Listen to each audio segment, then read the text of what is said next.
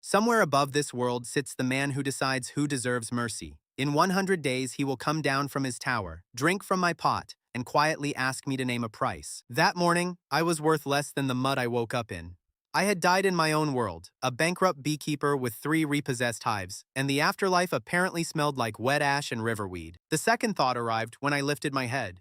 People moved between gray tents on the far bank, tall and thin, and every single one of them had wings.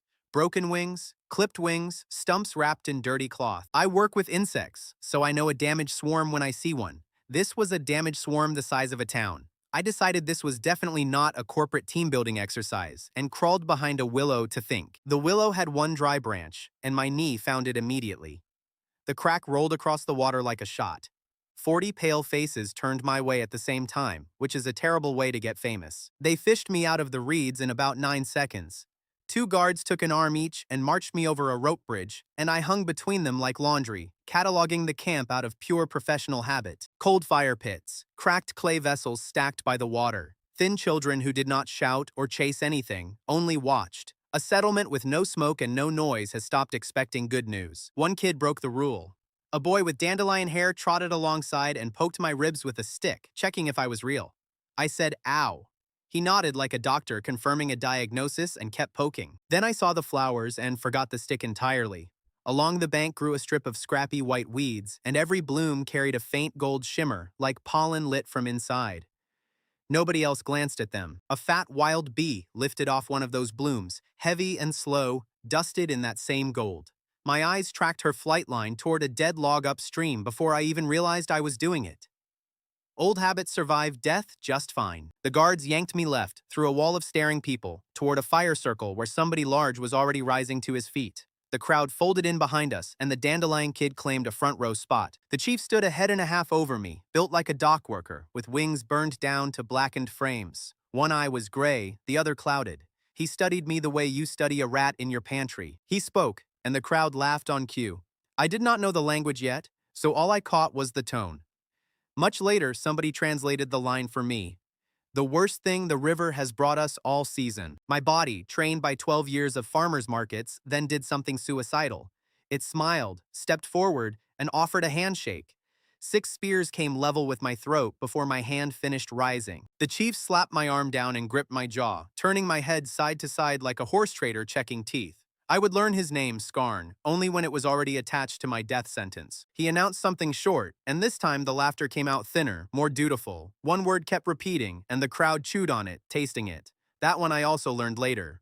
Mortal trash. Then Skarn raised 3 fingers in front of my face, slow, so even trash could count along. 3 days to prove I was worth feeding, or the river would carry me back downstream in pieces. That part needed no translation. A guard with a burn scar across his jaw shoved me toward the vessel pile, while Skarn repeated the stake for the whole camp. 3 days, then the blade. He announced it the way normal people announce dinner. So I did the only thing I have ever been genuinely good at. Inventory. 1 strip of gold flowering weeds nobody valued. 1 wild hive in a dead log upstream, if my eyes were honest. 11 cracked pots. 0 friends. Getting permission took 10 minutes of charades with the scarred guard. Grass, river, me picking things. He watched my pantomime with the face of a man being punished for old sins, then waved me toward the bank and followed. The log hive was real. I heard it before I saw it, a low working hum inside the dead wood, and that sound hit me harder than the death sentence had. Something in this gray place was still making food and storing it for tomorrow. I cut into the hollow with a borrowed knife, barehanded, murmuring nonsense to the bees the whole time, exactly how my grandfather taught me. They stung me 3 times. For robbing their pantry, that was honestly a discount. By dusk I returned with half a comb in a chipped pot and hands swollen like bread rolls. An audience was already waiting. Word had spread that the mortal would attempt something stupid, and stupid was the best show in camp. The scarred guard, Cadet, snatched the pot to inspect it and caught a smear of honey across his thumb. He sneered, held the thumb up for the onlookers, and licked it clean, milking the moment for a cheap laugh. The laugh never landed. Cadet went still in the middle of his own joke, like a nail had been pulled out of his spine. His eyes flooded. He said one word very quietly, and it was a girl's name, and it was not meant for us. Beside him, a younger guard tried to look menacing at the murmuring crowd, and dropped his spear instead. It clattered on the stones, and not one person mocked him, which told me exactly how off balance everybody was. Cadet whispered that he had just seen his daughter's face, then backed away from my pot like it was a live coal. Nobody laughed at the mortal that evening. 40 people stood around a chipped pot in complete silence. For the night, they locked me in a lean-to that had clearly belonged to a goat, going by the smell. I lay on the straw and ran the numbers. Half a comb, 1 pot, 2 days left, hands too swollen to close properly. Falling asleep took about 4 heartbeats. Waking up took 1. A board creaked near the pot after midnight, and I opened my eyes just enough to watch a shape crouch over my only asset in this world. Burned wing frames blotted out the moonlight, and I stopped breathing. Skarn. The chief who had priced my life at 3 days dipped one clawed finger into the comb and put it to his tongue. He froze exactly the way Cadet had frozen, standing over that pot like a man listening to a voice inside his own skull. Then he wiped his finger on his cloak and slipped out without a sound. I lay in the dark and grinned at the ceiling like an idiot. The man scheduled to execute me had just tasted the product and gone quiet. Now I only had to stay alive long enough to send him the bill. Skarn came back at dawn, alone, and filled the doorway of my goat palace with the face of a man daring me to mention last night. I am reckless, not suicidal. I bowed politely and mentioned nothing. Then my shopkeeper reflexes betrayed me anyway. I slid the pot toward him 1 hospitable inch, the universal gesture of offering a regular his second helping. His jaw flexed like he was chewing a brick. A woman I had not seen before stepped around him, short ash-gray wings, arms crossed, and translated his growl into my own tongue with 0 enthusiasm. Continue, but do not dare call it a miracle in his presence. Skarn dropped a wooden token beside the pot, spat into the dirt, and walked off. The woman explained flatly that the token legalized 1 vessel and granted river access. I muttered in my old language that at least management had signed off on the procedure. She did not know the words, but she caught the tone, and 1 corner of her mouth twitched before she strangled it. When I looked up again, she was gone, and the camp was whispering in slow rings around my shed. Day 2 of 3. I spent the morning doing what I always do when the world stops making sense, which is testing it. I tasted my own honey first. Sweet, floral, faintly smoky. It did absolutely nothing to me. That killed the flavor theory on the spot. Grown guards do not sob their daughters' names over a nice dessert. Whatever had hit Cadet and the chief was aimed at something these winged people once owned and I never had. Under the noon sun, I held the comb up to the light and finally saw it. The same gold shimmer that lived on the river flowers sat inside the honey too, faint, worked deep into every cell. The bees were not just making food, they were bottling whatever this camp had lost. I tried the theory out on the dandelion kid, who had appointed himself my site supervisor. Like an energy drink, I said, but for the soul. He stared at me the way you stare at a man arguing with a bucket, then backed away with great care. Fine, science was wasted on management anyway. What I needed was a local who could tell me what exactly had been taken from these people. And only 1 candidate spoke my language and had never poked me with anything sharp. I found her by the rope bridge, sorting arrows. Up close, her wings were not broken like the others, just small, as if someone had rationed them. She watched me approach with the warm expression of a tax inspector. Her name was Horai. She had scouted for this camp since before anyone could remember, which, she added, meant less here than I would think. I asked why. She said memory was the first thing to leak out when Grace ran dry. Grace. She said that word the way farmers back home said rain in a drought year. It was what they had been before the fall, and the order above still rationed out crumbs of it, and without it the fallen lost strength, then memories, then their own voices. She pointed her chin at an old man sitting motionless by the water. He had stopped speaking 2 winters ago, she said, not from injury. He had simply run out of whoever he used to be. The camp was full of people halfway down that road. I told her exactly what my honey had done to Cadet. She was quiet for a moment, studying my face for the con. Then she said she did not believe in miracles, but I was not lying, and not selling an empty pot, and around here that combination deserved observation. I tried thanking her in the local tongue, using the 2 words I had stolen from the crowd. She winced and informed me that my accent sounded like a goat drowning with dignity. Then she agreed to translate 1 conversation for me. 1. The conversation turned out to be a cue. By evening, 3 of the fallen were loitering near my shed with the studied casualness of people who absolutely did not want any honey. 1 pot, 3 non-customers, a quarter of my stock already promised to nobody. Business was booming. The loudest was a lanky joker who had howled hardest when the guards first dragged me through camp. He drifted in a wide circle behind the shed, and his hand floated toward my pot with the confidence of a man who had never been caught at anything. Horai did not even raise her voice. She asked him, at a conversational volume that somehow reached every ear on the riverbank, whether he wanted a drop, and if so, why he was stealing one instead of asking out loud like a person. The Q turned to look at him as one. He went the color of a sunset, announced that he was simply passing through, inspected the clouds for a while, and marched off in the wrong direction from his own tent. The other two asked very politely. I gave the polite ones a fingertip each, which was all I could spare. Both went quiet and stood there, breathing slowly, eyes closed, holding something I could not see. Nothing dramatic happened, and my stock still fell to a quarter comb. Demand had officially buried supply. The math was ugly and refused to improve by being stared at. A quarter comb, one legal pot, a whole camp of thirsty people, and an execution still scheduled for tomorrow. I needed my own bees before Scarn's patience or my deadline expired, whichever moved first. The wild colony in the log was strong, and moving bees was my trade. Back home, I had relocated dozens of swarms with a bait box, a scent lure, and patience. Here I had a cracked pot, a handful of crushed gold flowers, and exactly one night. I rubbed the pot with blossoms and old wax, set it beside the log, and opened the hollow the slow way, murmuring the whole time. My ear said the colony was restless but willing. Scout bees crawled over the rim, danced their reports, argued. It looked like a yes. It was not a yes. Somewhere past midnight, the hum changed pitch, and I woke to bees pouring out of my pot in a dark stream. The swarm lifted over the river, split into 3 ropes, and scattered.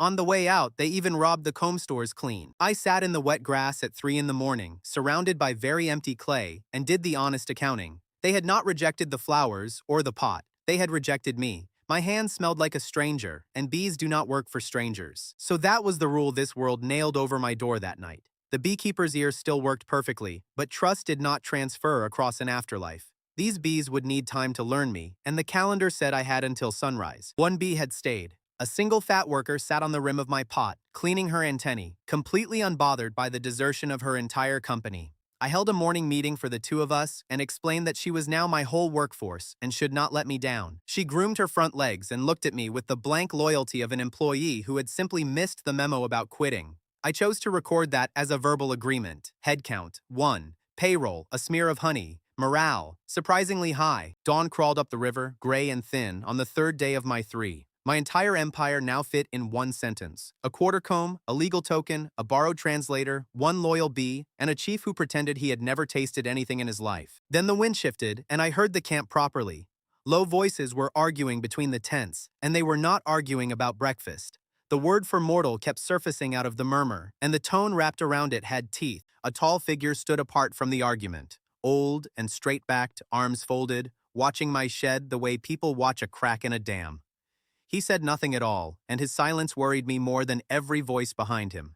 Day 3 had started early. Morning of execution day found me cross-legged in front of a clay pot, negotiating with one insect. Rock bottom turned out to have several floors, and I was fairly sure I could hear somebody digging underneath mine. Panic had already cost me a swarm once, so this time the plan was built around patience. A lone bee cannot make honey, but she can do something far more valuable for a man with 1 day left. She can go home and gossip. Bees run on smell and reputation. If my last worker flew back to her scattered sisters fed, calm, and coated in gold blossom instead of suspicious mortal, some of them would come check the rumor. Trust travels antenna to antenna. So I fed her a smear from my last quarter comb, crushed flowers into my palms until I smelled like a walking meadow, and set out every pot I owned in a neat row of open market stalls. Then came the hard part, which was doing nothing. She needed a name if we were going to be colleagues. She was short, stubborn, and slightly chewed-looking, so I called her Stub. The dandelion kid heard it, mouthed the word twice, and filed it away with alarming seriousness. Stub lifted off, and I spent the longest hour of my afterlife staring at an empty pot rim, resisting the urge to help the process along. Force had failed me 2 nights ago. Patience was the only tool left in the box. She came back before noon with 2 skeptical sisters, who inspected my stall the way in-laws inspect a kitchen. They drank, danced their verdict, and left. I did not chase them. I refilled every smear and kept waiting. After that, the day turned into arithmetic I could love. 2 scouts became 7. 7 became 20. By late afternoon, several dozen workers were hauling gold dust into my cracked clay, and the hum over my shed sounded like payroll. I ran the tally out loud, because numbers behave better when they are spoken to. 9 pots baited, 6 seeing steady traffic, 1 comb frame improvised from a split branch. Against that, one spoonful of old stock and a stomach running on yesterday's fish broth. One returning column swung low across the tents on its way in. The big young guard from the honey incident yelped, abandoned his spear for the second time in 3 days, and scaled my roof in full armor with a speed I will respect forever. He perched up there while the bees ignored him completely. Eventually he climbed down, retrieved the spear, and announced to nobody that he had been inspecting the thatch. The thatch, everyone agreed solemnly, had never looked safer. By then I had something I had not owned since dying. Real raw material. Fresh nectar, gold pollen, a starter comb, and a workforce that clocked in voluntarily. Enough for a first honest batch, if I worked straight through without falling over. Skarn arrived at midday with 2 spearmen and the unhurried walk of a man keeping an appointment. Day 3.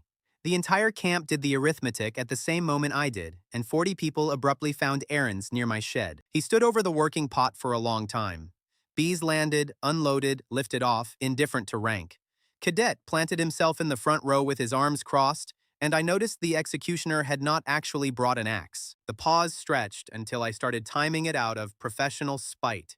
His silence was now officially longer than his original threat. Finally, he said something short over his shoulder and walked off without looking at me. Horai translated with a perfectly straight face. 3 days does not mean he is obliged to be deaf on the third one. That was the whole verdict. The wooden token stayed in the dirt where it was, and so did my head on my neck. He had bet, silently and publicly, that the mortal would fold before the blade even got involved. Now the deadline had dissolved in front of witnesses, and every person present did him the courtesy of not saying so out loud. An hour later, Horai came back without being asked, carrying 2 clean pots and a coil of cord, and started organizing my chaos with the brisk efficiency of someone who had been born managing warehouses and resented the demotion. I asked why. She said, not looking up, that I should not imagine she suddenly believed in me.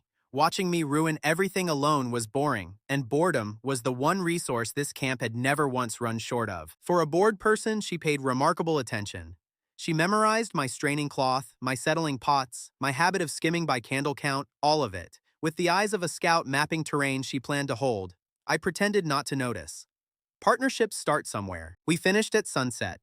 The first true batch of my second life sat cooling between us, strained clean, and the gold in it ran so thick that even the surface seemed lit from below. Horai looked at it for a while and said nothing at all, which from her was a speech. Cadet came at dusk, and he came the correct way, loudly, from the front, asking out loud where the whole riverbank could hear him. The camp drifted in behind him, because the camp had learned where things happened at sunset. He laid his hunting knife on the ground between us, handle toward me. Payment. I did not haggle, and I did not pour generously. Some instinct in my hands was already insisting that the strong batches deserved respect, so he got 1 small spoonful. He swallowed. For a few heartbeats, nothing moved except his throat. Then the scarred guard sat down in the dirt, right there in front of everyone, the way tired children sit when the day finally beats them. Her name was Nera. He said it once, very quietly, testing whether the sound would break if he leaned on it. Then he said it to the crowd, almost angry with relief. Nera. 3 years that name had been a hole in him, and now he could not stop saying it. He held up fingers so everybody understood the size of what had been stolen. 3 years. 3 winters of reaching for his own daughter and grabbing fog. And the mortal, he said, pointing at me with a shaking hand, gave it back with a wooden spoon. Nobody laughed and nobody heckled. 40 faces made a ring in the dusk, and on most of them I watched the same slow question surface. If it worked for him, what have I forgotten? And what would I trade to get it back? 3 of them stepped out of the ring before it broke up. An old woman offered a bone needle, a fisherman held out his day's catch, and a third just stood there with empty hands and a face full of hope. I told them tomorrow, and hated how fast the word sold out. Nobody announced anything, but I felt my job title change in that silence. I had stopped being the worst thing the river brought all season. As far as this crowd was concerned, the river had started bringing things on purpose. The bill for the day arrived after dark, the way my bills always did. 3 days on scraps of sleep, fingers too swollen to bend, a back that refused to straighten. I dropped beside the fire pit and let the ledger in my head go blurry. Pip found me anyway. The dandelion kid planted himself in my field of vision, glowing with pride, and held up a treasure on a leather string. A clay pendant, old, polished smooth by years of thumbs, shaped exactly like a woven hive. I sat up so fast my spine filed a complaint. A hive. Not a guess at one either, but the real shape, skep coils and all, made by hands that had clearly seen the thing they were copying. I asked with gestures where it came from. He pointed at the tents, then at the elders' fire, then at the dark upriver, which narrowed it down to everywhere.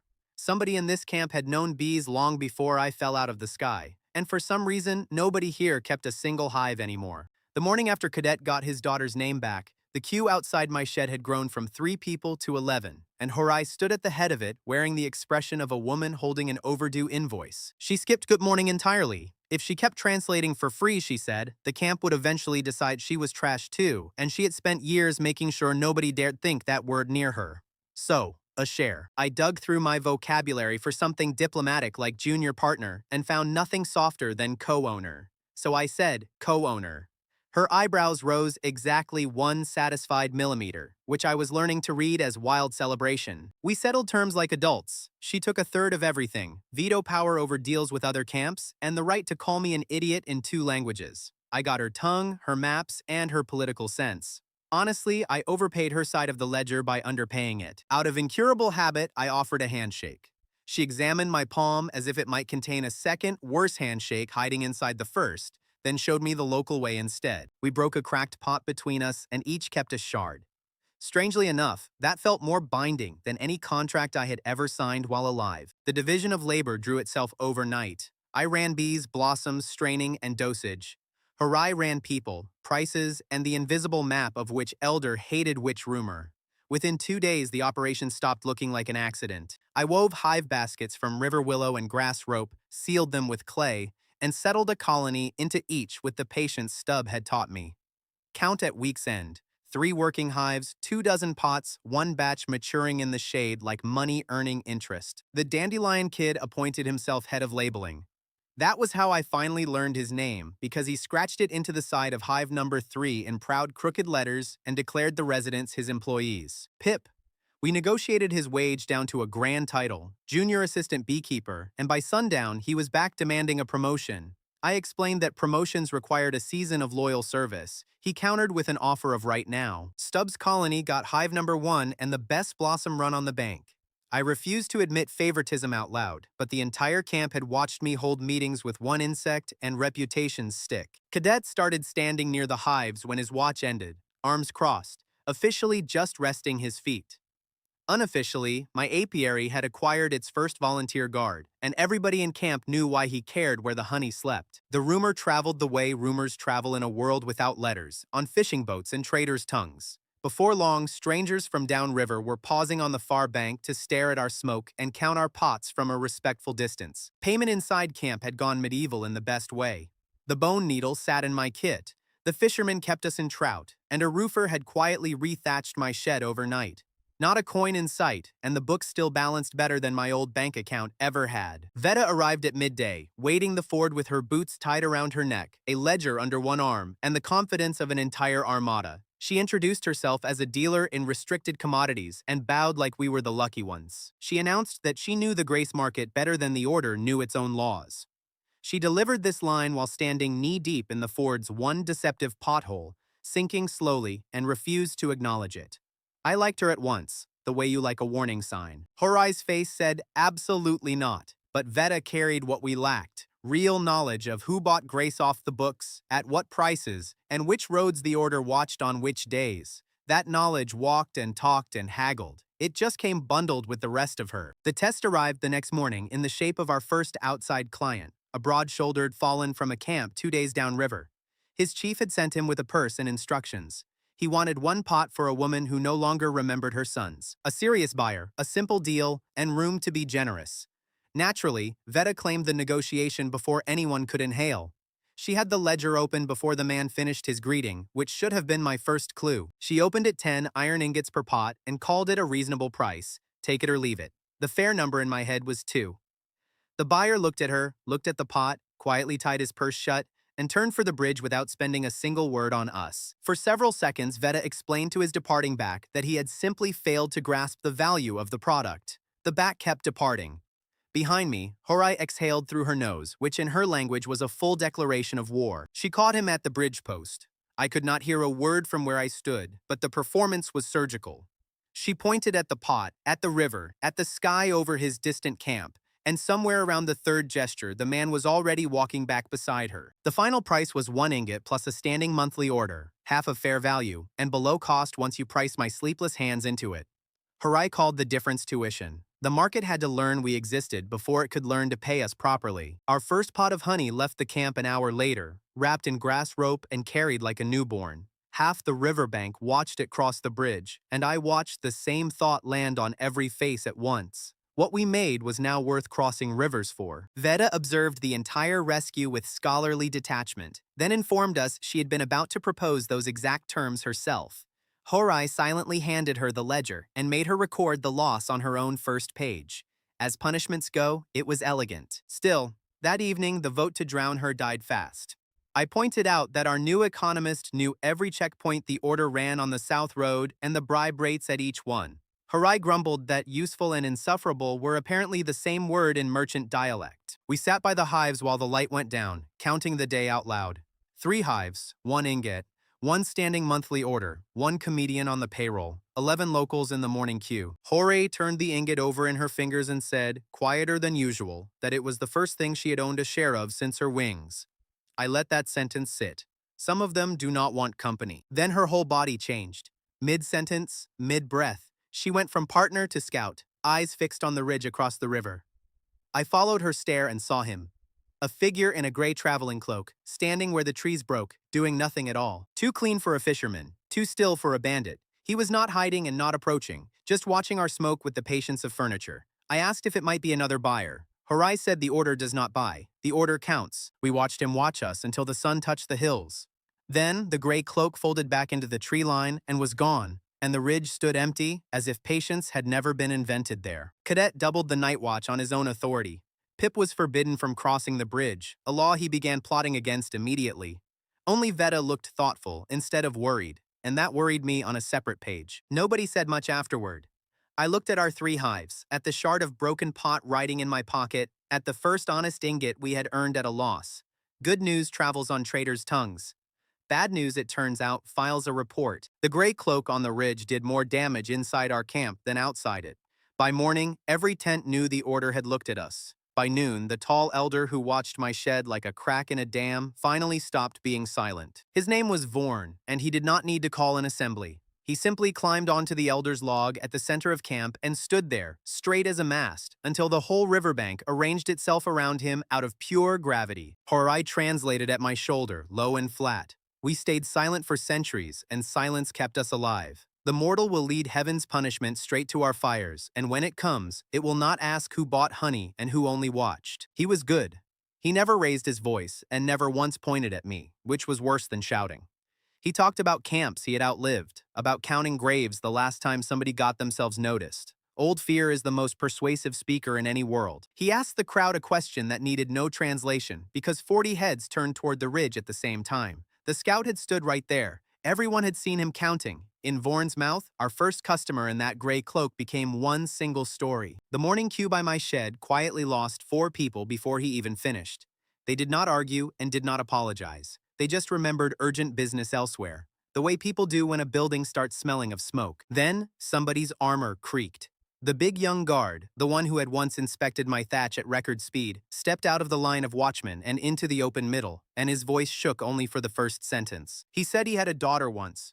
The order took her into the distribution system years ago, weighed and marked and filed away, and he had stayed silent through all of it, exactly the way Vorn advised.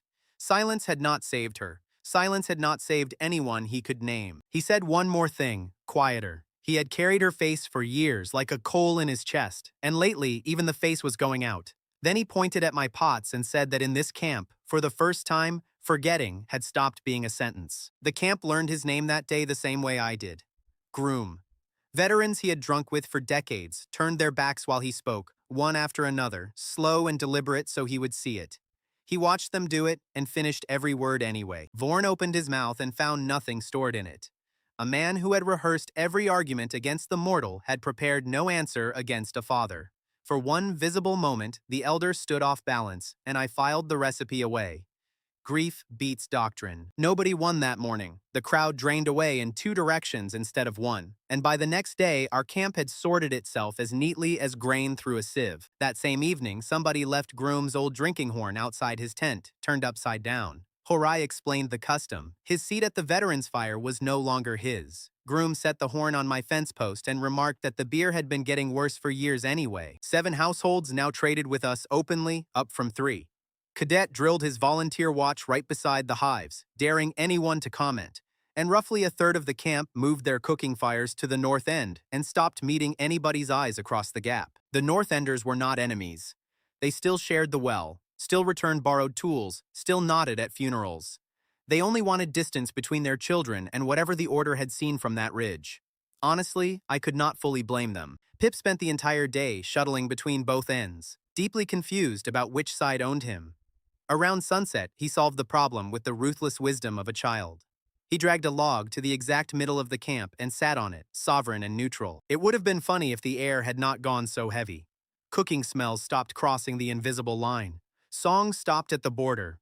A people who had survived heaven together were learning to live as two camps, and the wedge between them was honey. The explosion, when it came from the smallest person present. Pip, as the camp now discovered, had spent the previous evening under the elders' awning hunting a cricket, invisible in the way only bored children ever manage. So when Vorn passed his log and told him to run home to the safe side, Pip answered with a full report, at top volume, with perfect honesty, to the entire camp at dinner hour. He said Vorn had told the other elders he was not afraid of heaven at all. He was afraid that if Dan turned out to be right, then all his years of keeping everyone quiet had been for nothing.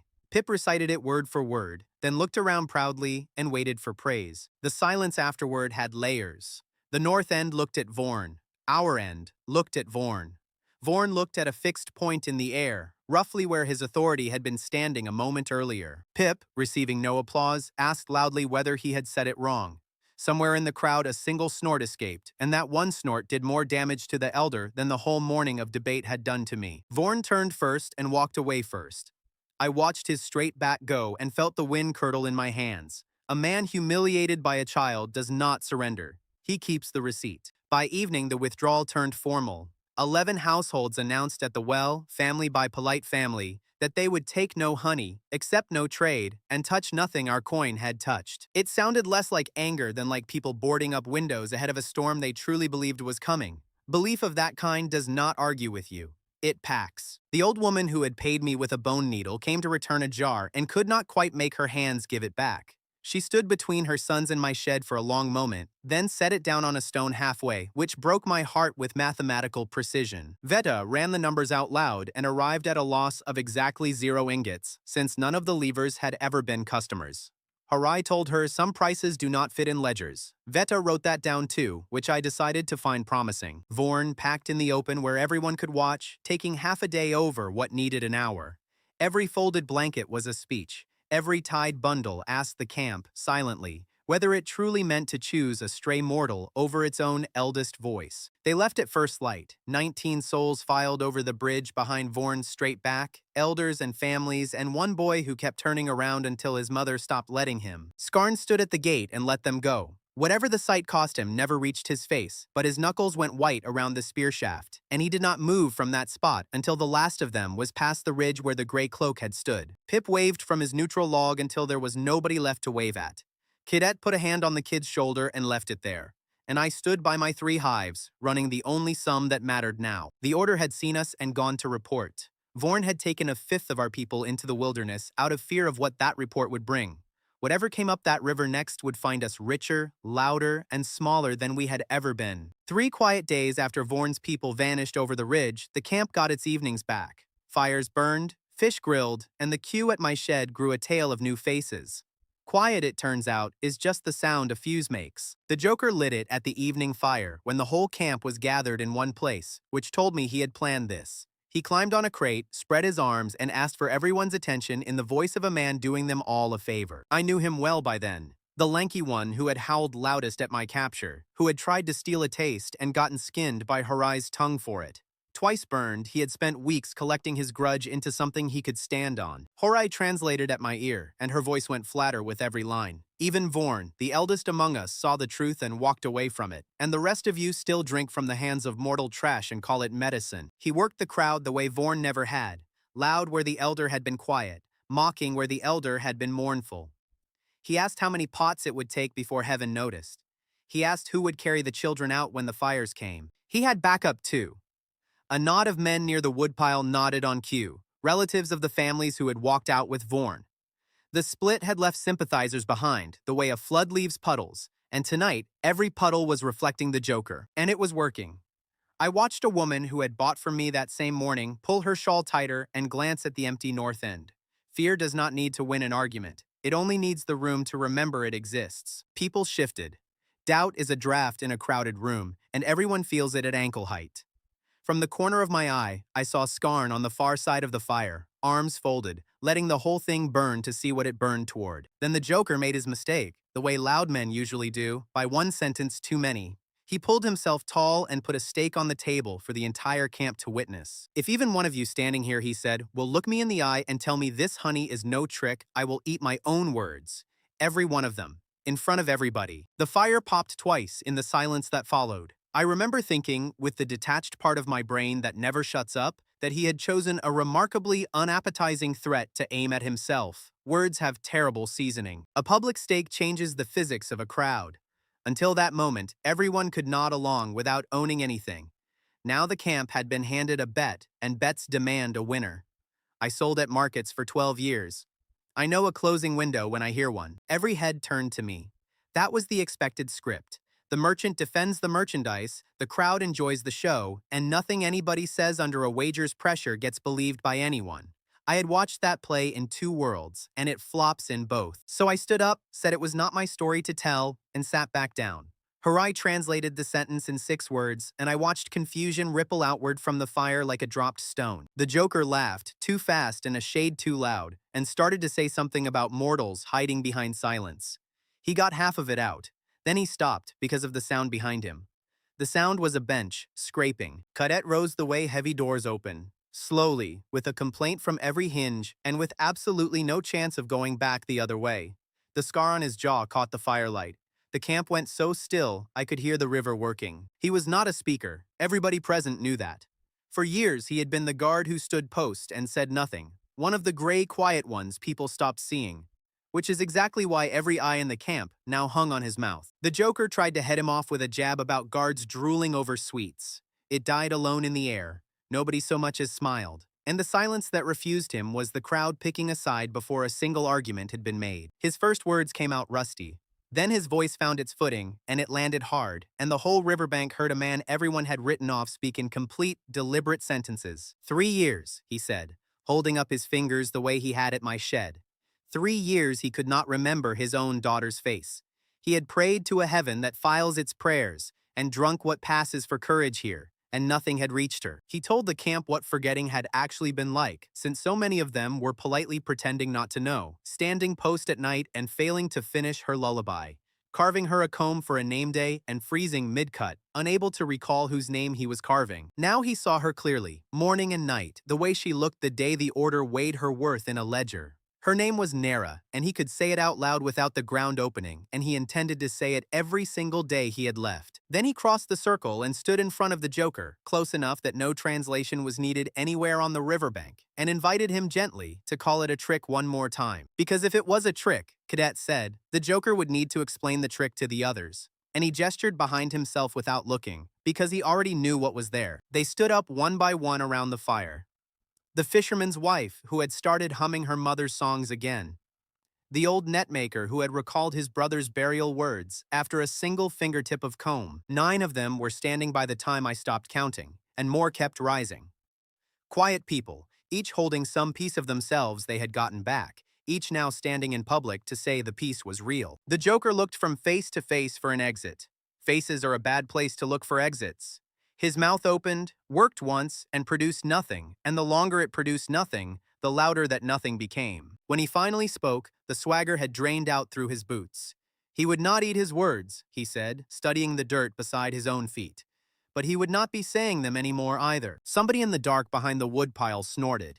Just once, but with feeling, and the sound chased him off the crate and down into the crowd, which stepped aside to let him pass and did not close the gap kindly. Veta, who never met a stake she could leave unrecorded, announced to her tablet that the wager was formally settled and the words remained uneaten but permanently retired.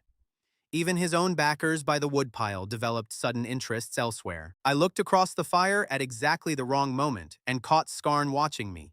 For the first time since the river, there was no contempt anywhere in his face. There was arithmetic. I honestly do not know which unsettled me more. The rest of the evening turned into something the camp had not held since I arrived, which was a celebration nobody had scheduled. 15 households were trading with us by the time the fire burned low, and 2 of the new ones had spent that same morning as skeptics. Veta moved through the crowd taking orders on a wax tablet and inflating no prices whatsoever, which for her was a religious act. Pip conducted tours of the hives from a safe oratorical distance. Groom guarded the honey stores from an entirely theoretical enemy, glowing. Something else had shifted too, so quietly I almost missed it. People with questions no longer came to the mortal or the scout. They came to us both and waited until we stood together. Somewhere between 2 market days, the camp had decided we were one institution. Harai found me at the edge of the light, where I was watching my strange new town be briefly, completely happy. She stood beside me in silence for a while, sorting words. I let her sort. She said she had told me once that she did not believe in miracles. That was still technically true. But somewhere between the broken pot and tonight, she had apparently started believing in me earlier than in the miracle, and the bookkeeping of that bothered her. I am an eloquent man in 2 languages now, so I answered this by offering her a performance bonus in honey. She closed her eyes the way people do when praying for patience, and informed me that romance was clearly my undiscovered talent. I was assembling something smarter to say. I never got to deploy it because her chin lifted a fraction toward the ridge across the river, and everything warm in her face packed up and left on scout business. The ridge was empty. It had been empty for 3 days, and I had been calling that good news. Harai kept staring at the tree line the way you stare at a quiet nursery, and finally said the thing I had been refusing to think. A watcher who watches is just a watcher, she said. A watcher who leaves has finished the report. Somewhere down that river, in some clean stone room, our camp had already become a number on somebody's desk. Behind us, the fire crackled and 15 households laughed at Pip's hive tour. Across the water, the north end of our own camp sat dark, its fires cold, its tents empty, the split still unhealed under all the singing. I put my hand in my pocket and found the shard of our broken pot, and held it the way Cadet held his daughter's name. Good things had started here, and everything upstream of us had gone very, very quiet. Success has a sound. In my old life, it was a cash register. Here it was 2 brilliant women arguing across my work table while a queue formed outside, and by midweek that sound had become the camp's new weather. Veta held that she had traded black market grace for 10 years and therefore knew exactly who should be sold to first. Harai countered that she had lived in this camp her entire life, and therefore knew who should be sold to last. Both statements were true. That was the problem. Pip sat on the fence between them, head swiveling from one to the other with the pure entertainment of a boy watching a ball game. He had started bringing lunch to these arguments. I could not even scold him, because I was following the score too. First to sell to matters when supply is short, and supply had gone from short to theoretical. The evening fire had done what fires do with rumors, and the rumor had crossed 2 rivers. Now strangers arrived weekly with purses, chief's letters, and grandmother's names. One of them had walked 6 days carrying a splinter of mirror wrapped in cloth, so his wife could see herself the moment her own face came back to her. I stopped complaining about tiredness somewhere around then. I sat down with a stick and did the arithmetic in the dirt, where everyone could check it. 15 households here, a standing order downriver, 4 new camps asking, and my hands could fill maybe 9 pots a week without the bees or I dropping dead. I needed 40. I got to the number 40, looked at it for a while, and simply sat down on the ground next to my own math. Pip patted my shoulder with the solemn kindness of management consoling a failing employee. The kid learns fast. That was the afternoon I said the dangerous thing out loud for the first time. If demand doubled again, somebody besides me would have to learn the method. Harai went still, because she understood the size of that sentence before I did. My hands were the whole business. Teaching hands meant trusting someone with everything I had built twice. Before that thought could ripen, my 2 lieutenants escalated from debate to warfare, conducted with impeccable politeness and maximum damage. Harai announced at breakfast that she had secured a supply of strainer herbs from the North Camp at a fair rate.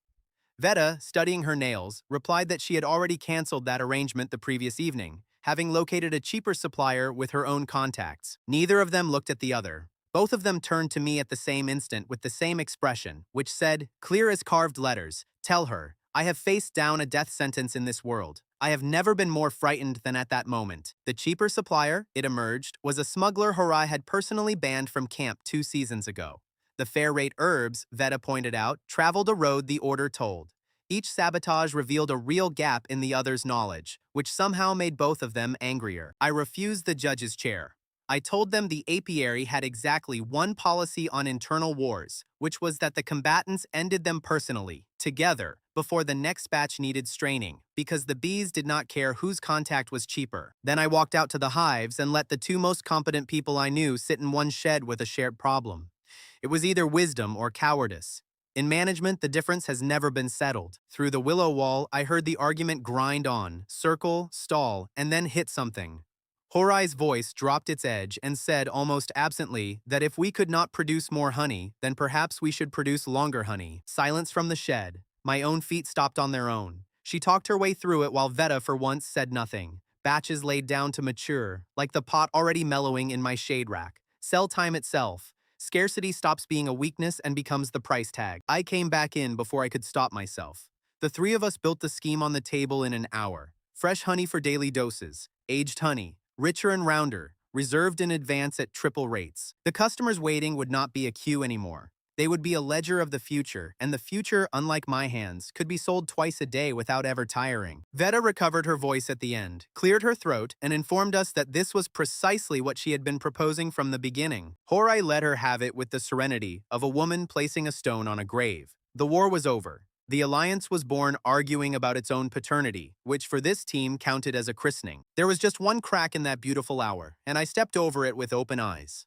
Aged stock takes weeks we did not have. To launch the reserve list, we needed 1 strong batch immediately, and the freshest combs came from the new hive on the far run, where the gold bloom grew thickest and the bees came home heavy. I knew that comb ran hot. My ear had told me so at first harvest, a hum with too much shine in it, if that makes sense to anyone but me. The proper move was to cut it with lighter stock, test it on my own useless mortal tongue, wait a day, watch it settle. There was no day. There was a buyer already paying reserve rates, a camp watching its new industry sprint, and 2 lieutenants finally rowing the same direction with the current behind them. So I strained the hot comb fast, thinned it by eye instead of by count, and called it close enough. Close enough is the most expensive phrase in any craft. 12 years of craft stood in the doorway shaking its head while I sealed that pot. I sealed it anyway. The client collected it before sundown, delighted, holding it up like a lantern, and I smiled at him with a merchant's face, while something under my ribs quietly disagreed. Skarn was waiting by my fence when the buyer left, not looming, which was new, just standing, turning his spear slowly, watching the man carry my honey toward the bridge with an expression I could not file anywhere. He spoke my language badly and refused to be embarrassed about it, which honestly I respected. He got the sentence out in pieces, like dragging planks one at a time. Too fast you grow mortal, too much you promise at once. I started assembling a market answer about demand and opportunity. He was already walking away. Advice from Skarn came like weather, unsigned and unanswerable, and it left the same cold behind. He had tasted my honey in the dark and measured me in the daylight, and both of those verdicts were still lying open on his desk. That night, I sat alone by Hive 1 and finally asked myself the question I had been outrunning since the river. Stub crawled over my knuckle, unbothered, while I turned it over. Every beekeeper reads hives. Fine. No beekeeper alive hears the difference between comb that is sweet and comb that is somehow too bright to sell. I had been calling it experience. Experience does not tell you a pot glows. What exactly was I hearing when a batch ran hot? Why did the gold flowers shine for me on my very first morning here, before I knew this world's rules, when not one of the fallen who had lived beside that riverbank for generations had ever once looked down? I had no answer. Somewhere across the bridge, a sealed pot I had not tested sat in a stranger's pack, getting further away with every hour.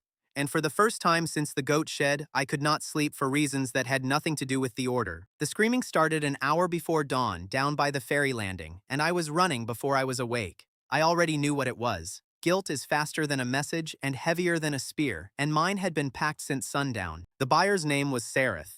He ran the ferry, a broad, quiet man who had paid reserve rates for the strong pot because he wanted his wedding day back whole. Instead, he had opened it alone at midnight and drunk deep, straight, undiluted. We found him in the shallows, soaked and shaking, fighting people who were not there. He was reliving his own trial, the one heaven gave him. He kept answering charges nobody present could hear, kept flinching from a verdict that had been read out loud centuries ago. He did not know his wife, who stood in the water begging him to look at her. He did not know Cadet, who tried to hold his arms and got a split lip for it. Whatever the honey opened in him, it had opened all the way, and the past was pouring through the gap at full pressure. His wing stumps tried to open. That was the worst part to watch. They moved the way whole wings move when their owner stands before judges, squared and proud, and the crowd looked away from it as one, because every soul present had stood like that once. The camp ringed the landing 3 deep, and the ring was not quiet. A voice from the back said the thing everyone was building toward. You told us it was a gift. You never said it could kill. 50 heads turned from Sareth to me, and the temperature of the morning changed. Every coin of trust I had earned since the goat shed was on the table in that moment, and the table was tipping. Somebody's hand found a stone. Hooray stepped in front of me, wings half spread, and she did not say a word. She just made the arithmetic of throwing it visible. I knelt in the shallows next to a drowning man's mind, and because I had no idea what else to do, I did what I do at any sick hive. I shut my eyes and listened, and there it was. I could hear it.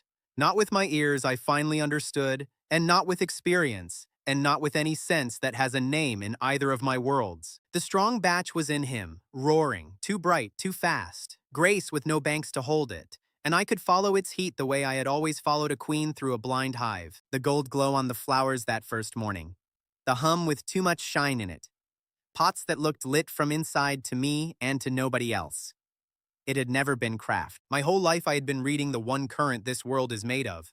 Back home there was simply so little of it around that everyone, including me, had called my accuracy a talent. A thought surfaced, absurdly out of place with a man convulsing under my hands. So I had been slightly holy my entire life and used it to sell jam at fairs. I shoved the thought under and held it there. Later.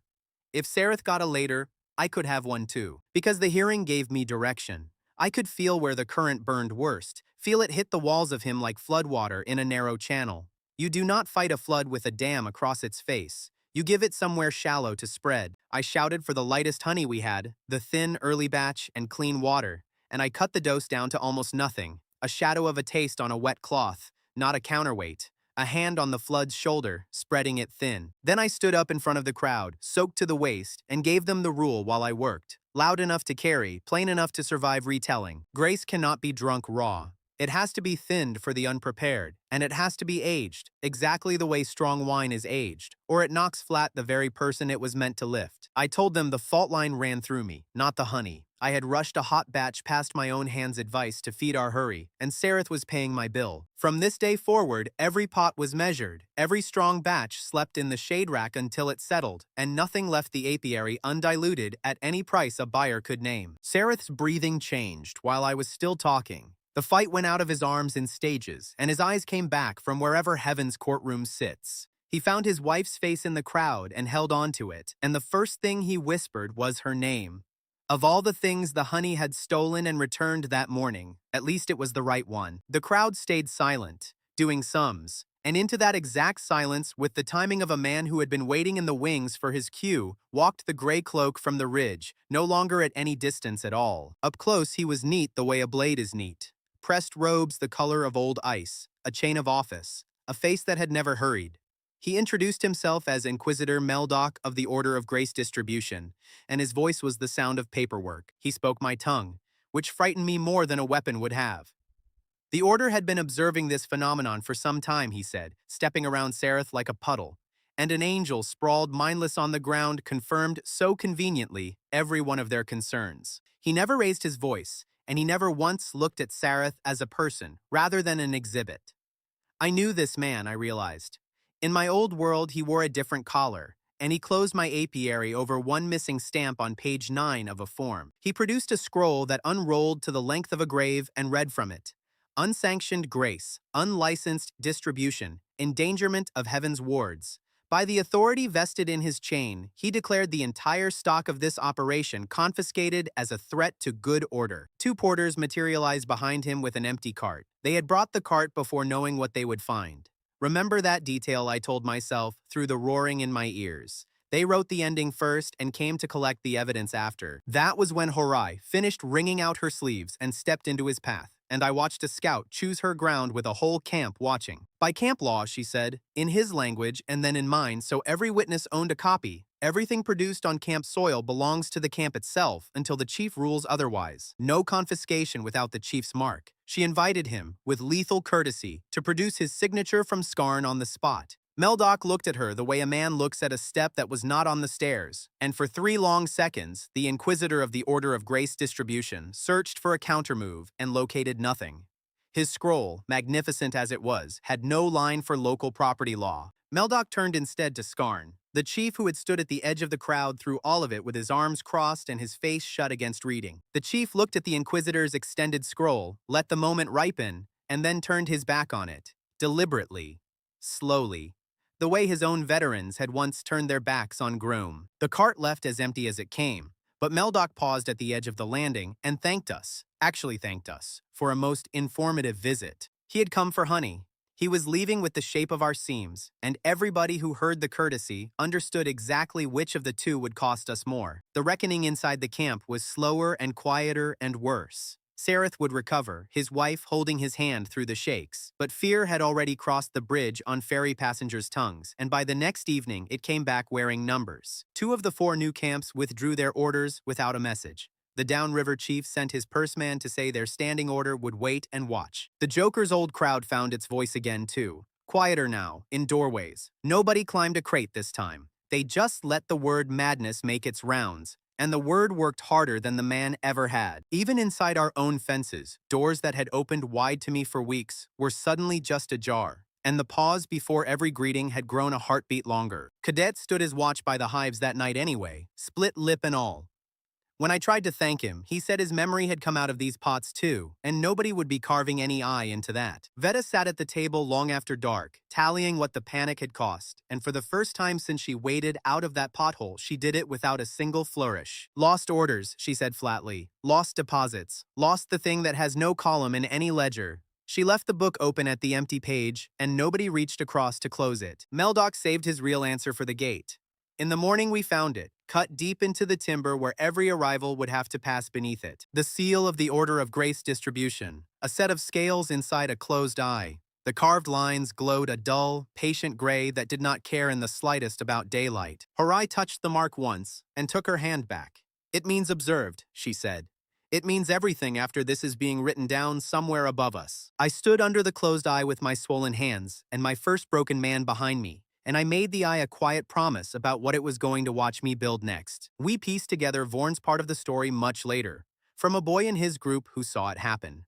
I am telling it here, in its place, because the raid makes no sense without it, and because I want you to understand the man before you judge him. The wilderness had not been kind to the 19. 2 camps turned them away at the gates, afraid of feeding strangers through the lean season. By the time news of the order's seal reached Vorn's cold fires, his people were boiling bark, and his authority was all they had left to eat. The boy said the elder stood at the edge of their camp all night before he went, said he kept repeating the same sentence to himself, like a man checking a knot. He did not want war, he only wanted all of this to end quietly before the punishment came for everyone. So Vorn walked into a way station of the order and traded the 1 coin he had. The paths to our apiary, the storage shed by the willows, the hours when the watch changed.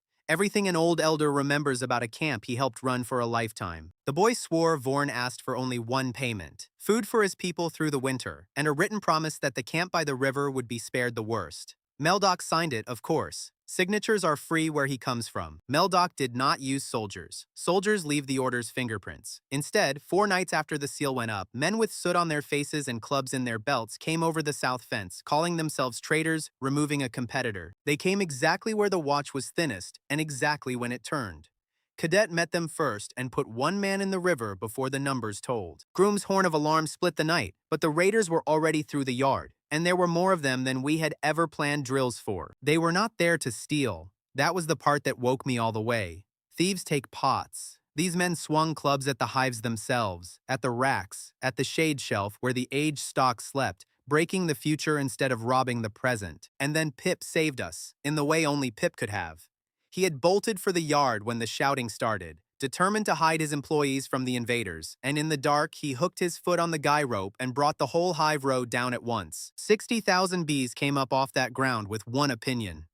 The raiders' torches made them the brightest, warmest things in the yard, and my entire workforce filed its grievance in the span of 3 breaths. Grown men who had walked through spears went over the fence howling, slapping at their own heads, dropping clubs, dropping coin purses, dropping one of their own, who lay curled by the storage shed where a different fight had already happened. I found Horai there, in the wreckage of the door she had held alone. She was sitting against the frame, with a club-split gash along her arm and shoulder, white with blood loss, and she was still holding the last unbroken pot of aged stock against her ribs like a child. I have been afraid twice in 2 worlds, once at my own sentencing under a wolf-gray sky and once in that doorway. I shouted for cloth and fire and honey water, and my hands, my famous accurate hands, shook so hard that Veta had to tie the first knot. The camp arrived with torches and found the score. 3 hives smashed of our 6. The shade rack splintered, a season of aged batches soaking into the dirt. Cadet stood over the spilled aged stock for a long time. Half the camp's returned memories had been waiting in those pots, sold and paid for, names and faces promised to people who had lived years without them. The dirt drank it all while we watched. One raider caught, one defender bleeding, and a boy standing in a cloud of settling bees, asking in a very small voice whether he was fired. Nobody fired him. Groom set the kid on his shoulder and told the yard that Pip was the only soldier tonight who had routed the enemy without drawing a blade. The laugh that followed was thin, but it was a laugh, and we badly needed one. The caught raider tried the traitor story on the crowd. Horai, stitched and gray-lipped, would not let anyone carry her inside until she had dealt with him, and she dealt with him in one sentence that the whole yard heard. "You do not work for yourself," she said, loud enough for the whole torchlit yard to carry it home. "Your coins smell of the order's mint." And Cadet upended the man's purse into the torchlight, and there they were, bright unworn coins with the scales and the closed eye stamped on every face, an advance too fresh to have passed through one honest market. Folded against the coins lay a requisition slip in clerk's script, promising immunity from inspection for services rendered. The raider watched his own paperwork convict him and stopped talking entirely. In his trade, I suppose, that counts as a confession. So the camp stood in the smashed yard at midnight and understood, all together, with evidence at their feet. This was no rival camp and no anger from heaven. It was an inquisitor's operation, paid in minted coin, guided by somebody who knew our fences from the inside. I did not say Vorn's name that night. I did not have to. Every adult present could count the small list of people who knew where the watch turned, and every face did the subtraction at the same speed. Later, when the yard emptied and the pain drafts wore thin, I sat beside Horai while Veta redressed the arm. Veta, being Veta, was already talking rebuild. Materials, timber, wax frames, the works same as the founding order. Then she asked Horai, absently, without looking up from the bandage knot, whether the same lender would be willing to extend the land pledge a second time. The words went through me slower than they should have. "What lender?" I asked. "What pledge?" Veta looked up, realized the size of the hole she had stepped in, and for the first time in recorded history, said nothing at all. Horai was quiet for a while. Then she told me, in the flat voice she saves for prices, that the first materials had not fallen from the sky. She had pledged her family's land for them, the last field her line still owned, the one thing the order never managed to take. If the apiary died, there was nowhere left for her to go back to. She had signed it before the first hive was woven, before Cadet said his daughter's name. Back when I was a curiosity with one pot and a death sentence, she had walked to a lender in the next valley and bet her entire inheritance on a mortal she had known for 6 days. I did not find anything worth saying that night, so I said nothing and stayed. I kept the fire fed and the water warm and my mouth shut until dawn, and somewhere in those hours, the ledger between us stopped being a ledger. Morning found her at her post, arm bound to her side, face the color of river clay, reorganizing the surviving stock one-handed and issuing orders like the door had never come off its hinges. I ordered her to rest with the full authority of a co-owner. She reminded me, without pausing her one-handed count, that she outranked me in vetoes. She had not pledged her family's land, she announced to the yard in general, to walk away over a scratch. And the yard heard it. By noon, the whole camp knew what she had staked and when she had staked it, and something shifted in the way people said her name. They had called her the scout, then the translator, then the mortal's partner. That morning, hauling splintered frames with one arm, she graduated in the camp's eyes to what she had actually been since the beginning, not help. A founder. Sareth pulled his ferry across at dawn with a stack of cut planks and no invoice. The wound she took, he said, was on his account too. The rebuild had started before anyone even voted on whether we would rebuild. We were still counting losses when the gate horn sounded, and this time nobody had to guess. Meldoc walked into our broken yard in his ice-gray robes, stepped over a smashed hive without looking down, and inspected the damage like a landlord who had ordered the redecorating. He offered condolences on our misfortune with competitors. He used that word twice, gently, so we would know exactly whose hand had held the clubs and exactly how little we could prove in his courts. Veta named the damage aloud for the record while he listened. 3 hives, the aged reserve, a founder's blood. Meldoc wrote none of it down. Losses the order arranges do not go into the order's files. Then he delivered the message he had come to deliver. Close this operation yourselves quietly, or the order would close it by force, with all the process and thoroughness that force entails. He gave us 3 days to decide, bowed like a man concluding a pleasant meeting between friends, and walked out through the gate his own seal was watching. 3 days. The same purse Scarn had thrown me on my first morning, handed back with a clerk's smile. I stood in my wrecked yard, with my wounded founder and my shaken camp, and understood the one thing Meldoc had actually delivered. This had stopped being a business with enemies. It was now a war with a deadline, and hiding inside our own fences was no longer anywhere on the list of options. We had 3 days on Meldoc's clock, and I spent the first of them doing the last thing anyone expected. I crossed the ridge with groom and cadet and walked into Vorn's dying camp unarmed, carrying bread and honey instead of a verdict. Their winter had arrived early and stayed. 9 lean-tos, a pot of bark soup, children with the patience of old men. The written promise Meldoc signed had bought them exactly nothing, which anybody but a frightened elder could have predicted from the ink alone. Vorn came out to meet me with his shoulders squared for a blow. He had clearly rehearsed for rage, for a list of his crimes, maybe for a rope. Rehearsed men are always the easiest to knock off script. I told him the truth instead. He was not the first man to be terrified of something he could not control, and I had not walked a day through the hills to collect revenge. I needed hands. His people needed fires.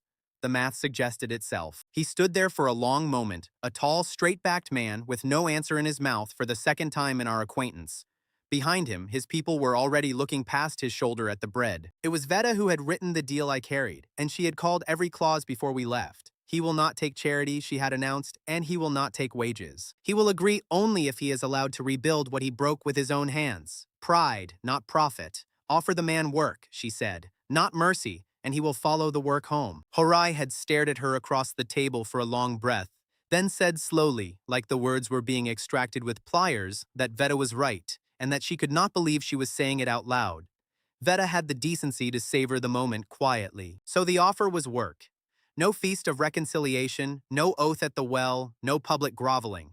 A place at the rebuild, rations for his people through winter, and one condition that was not mine to waive. The camp would hear from his own mouth what he had done. They came back over the bridge at dusk, 18 where 19 had left, because the wilderness always keeps a toll. Pip waved from his log with both arms. Nobody else made a sound, and the silence held while Vorn walked to the center of the camp he had sold. The boy who had kept looking back at the bridge in spring trailed the column now with his eyes down. Pip hopped off the log, marched over, and appointed him deputy of something on the spot. Children close armistices faster than governments. He stood on the same ground where he had once given speeches, and gave the camp a different kind entirely. It was he who had led the raiders here. Not from malice, he said, and his voice stayed level, in the way of a man spending his last coin of dignity on purpose. Because he had been afraid that his silence was no longer worth anything, he resigned what was left of his eldership in the same breath, unprompted. The camp took it the way rivers take stones, without comment, closing around the fact. It was neither condemnation nor forgiveness, just a ledger opened and waiting for entries. The entries started at dawn. Vorn was at the wreck of the hive row before the fog lifted, sleeves rolled, weaving split willow with hands that shook slightly and worked anyway. He asked me only for the pattern, and then, halfway through the first basket, stopped kneading it. His fingers knew the coil. That was how Pip's old question finally got its answer, sitting right there in the open. The clay pendant, the hive shape polished by thumbs. Vorn wove and talked, quietly, to the boy who brought him water. This camp had kept bees, generations back, before the rationing. When the order thinned the blooms to a trickle, the hives starved one by one, and watching them die hurt worse than hunger. So the elders buried the craft and forbade the grief, and in time only the pendants remembered what the hands had been ordered to forget. I stood with a plank in my hands and understood finally why an old man had fought me so hard. I had not brought something new to his camp. I had dug up something they had already mourned and buried, and he had spent every day since waiting for it to die twice. His people watched him work. Then, one by one over 3 days, they drifted from watching to holding, from holding to weaving. The woman with the bone needle came back for her jar and stayed to stitch smoker cloth. By the third morning, the hive count read 4, then 5, climbing back toward 6. Skarn came to stand at the fence on the second evening, watching his broken camp mend itself around Immortal's hives. He said nothing as usual, but he sent 2 of his own guards to help raise the storage roof, and in Skarn's language that counted as a toast. In the middle of all that mending, Harai found me at the shade rack after dark, checking the one surviving aged pot for the third unnecessary time. She stood beside me in silence, which, from her, is a conversation opener. She said I could have been angry that she never told me about the land. She had had arguments prepared for that version. I told her I probably could have managed anger, but I appeared to be too busy being proud of her, and the schedule was full for weeks. She looked at me sideways. I heard the sentence out loud, panicked mildly, and added that I had not intended it to come out that grand. She said it had come out exactly grand enough, and we stood there watching one pot age in comfortable, unbankrupt silence. Something settled between us that evening that neither of us named. Partners is a word for contracts. Whatever holds 2 people upright when both of their inheritances are nailed to the same wall does not fit in a ledger column, and for once neither of us tried to file it. The truce work went less beautifully. We had used the 3 days well, but they were still Meldoc's days, so on the last of them, Veda's backchannel came home with the order's answer to our offer of talks, and the answer was a form letter, closure or force, restated in triplicate. The only concession her contact could extract was a suspension, not a peace, and the suspension had teeth. Every pot registered with a clerk, no sales beyond our own camp.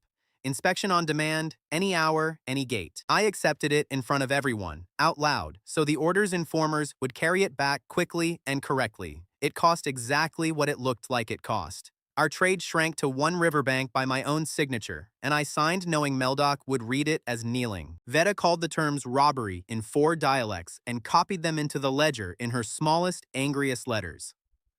The camp watched me sign and understood the price. We had traded our reach for time, and everybody knew which of those 2 grows back. Skarn waited until the clerk's runner was out of sight. Then he crossed the yard to me for the first time since the river, stood over the rebuilt hives, and spoke in his hauled plank version of my language, slowly, so nothing would be lost. If talking to the order was useless, he said, then we would talk with the ones the order fears the same way we used to fear. He let that sit, then nodded across the water, south, where the smoke of the next fallen camp smudged the horizon. I had signed a paper that afternoon promising to stay small. Skarn stood in my yard at sundown, proposing we become something the order could not inspect through 1 gate, because it would have too many gates. Not defense, expansion. For the first time since my death, the chief who had sentenced me and the mortal he had sentenced wanted exactly the same thing. Skarn's invitation went out the old way, carved on message staves and ferried by Sereth to both neighbor camps.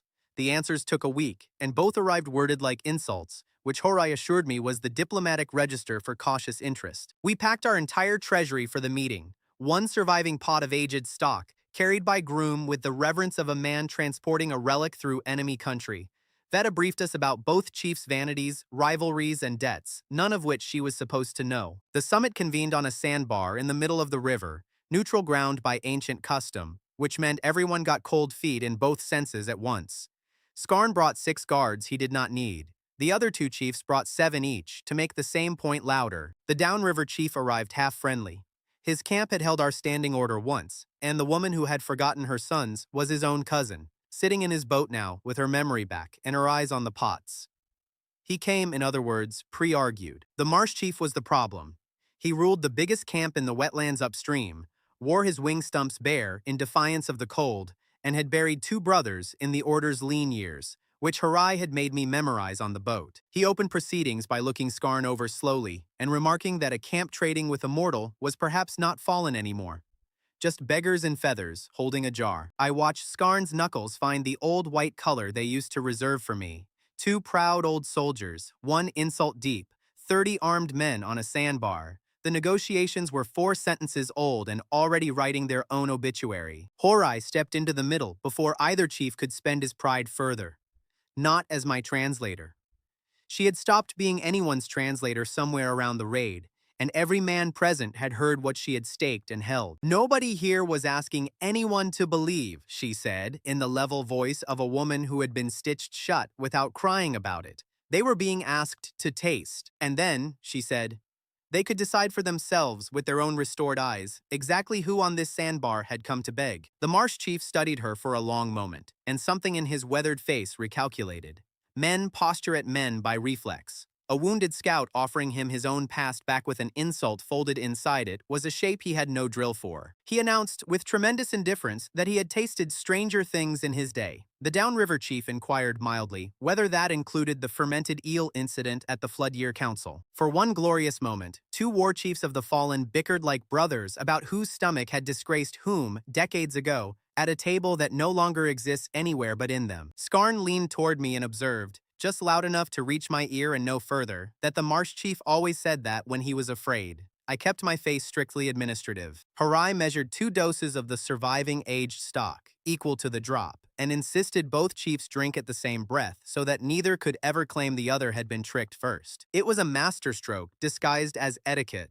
Neither man could posture and swallow at the same time, and she knew it, and neither of them would ever manage to accuse her of anything worse than good manners. They drank together, each wearing the expression of a man humoring a child, each watching the other sideways to see who would be less impressed. For 3 heartbeats, the contest of indifference held beautifully. Then the marsh chief's face stopped being a fortress. It happened all at once, the way ice leaves a river in spring. One breath, he was a wall with eyes. The next breath, the wall was simply gone. He stood absolutely still, eyes open, seeing something upstream of the last century, and his guards shifted uneasily because their chief had never once looked like that in living memory. When he spoke, the parade voice was gone. He said he had not felt wind on real wings since the day they took his, and just now, for 1 second, he had felt it again. He turned his palms over and looked at them, and then at me, and asked very quietly what I wanted for it. Not whether it was real, what I wanted. Skeptics do not surrender by stages. They cross all at once, and they cross arm. His guard captain looked from his chief's face to the pot and back, with an expression I have seen on men watching their first lightning. Behind him, the marsh elders leaned together and began arguing in whispers about who else deserved a taste, which is the sound annexation makes when it is voluntary. The downriver chief said nothing dramatic. He just looked at his cousin in the boat, the woman who could name her sons again, and put his mark on the alliance stone before the marsh chief finished asking his question. Some proofs walk around ahead of you for weeks. By sundown, the sandbar had produced the thing the order's map said could not exist.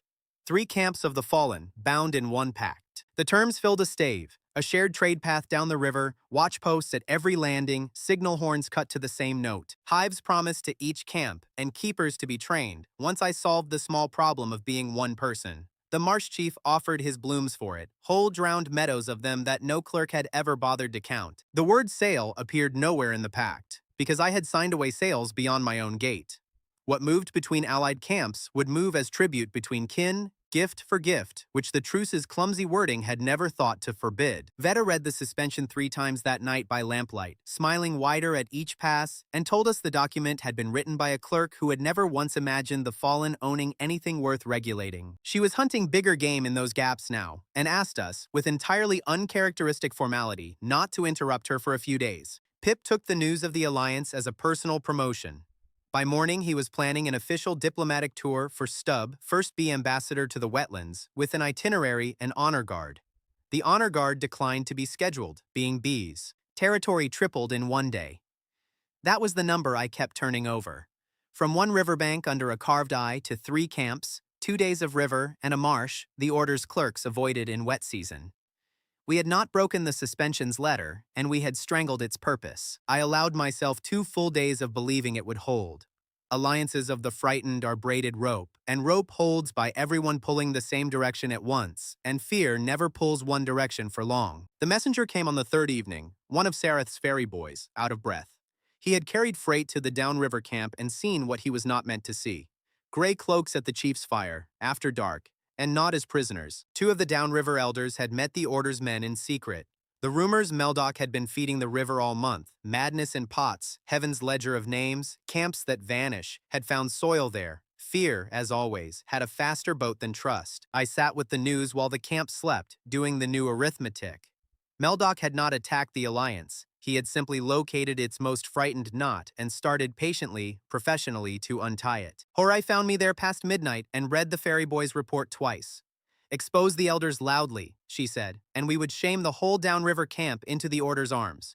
This needed a quieter knife, and we would need to choose it fast. The eye on our gate had not blinked once since the day it was carved, and somehow it had already found the one seam in a pact we had signed on a sandbar barely 3 days old. Veta surfaced on the 4th day.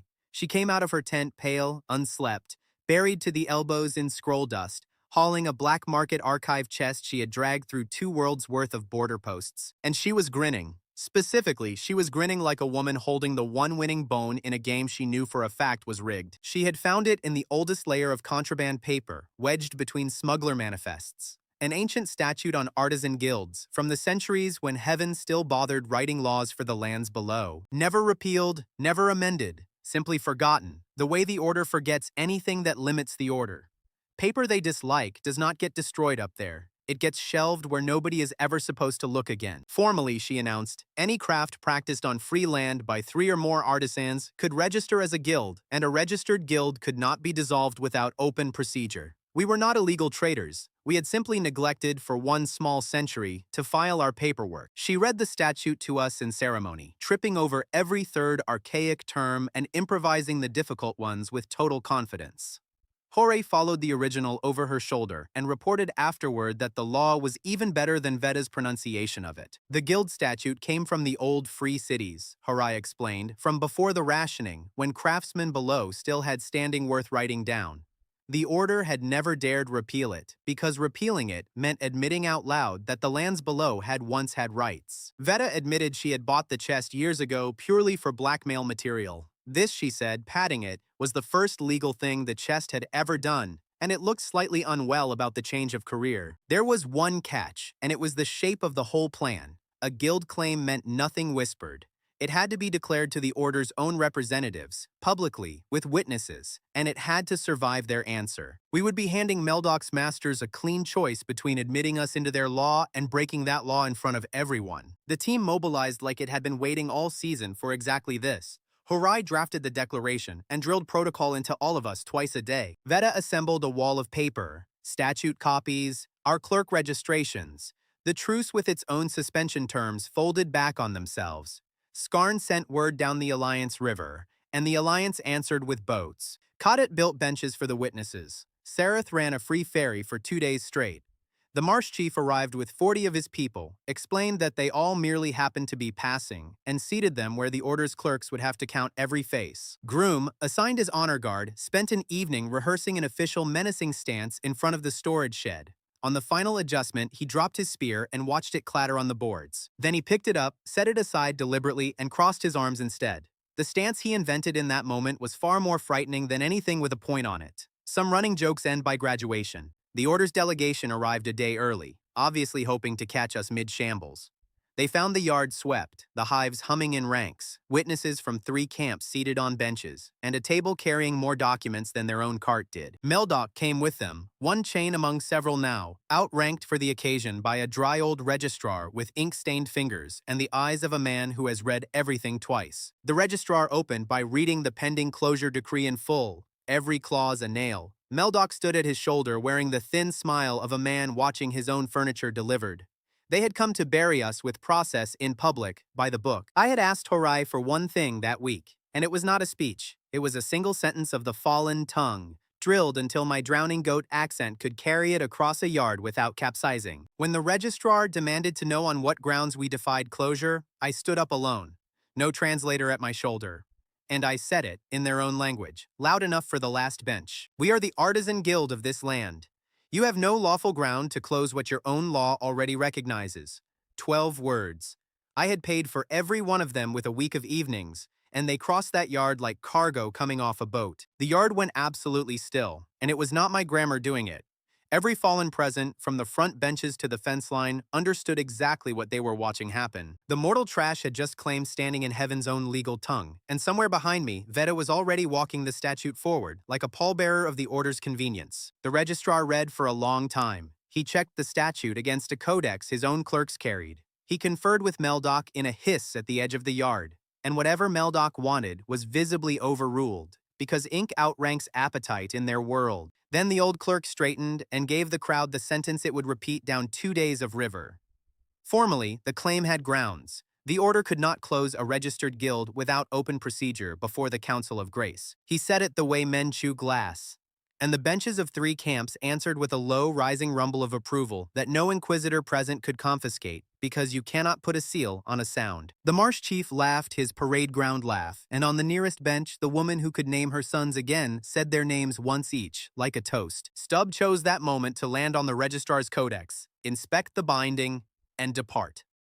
Pip, who had been assigned all morning to prevent exactly this, announced from the benches that the Guild's bee had now also reviewed the documents.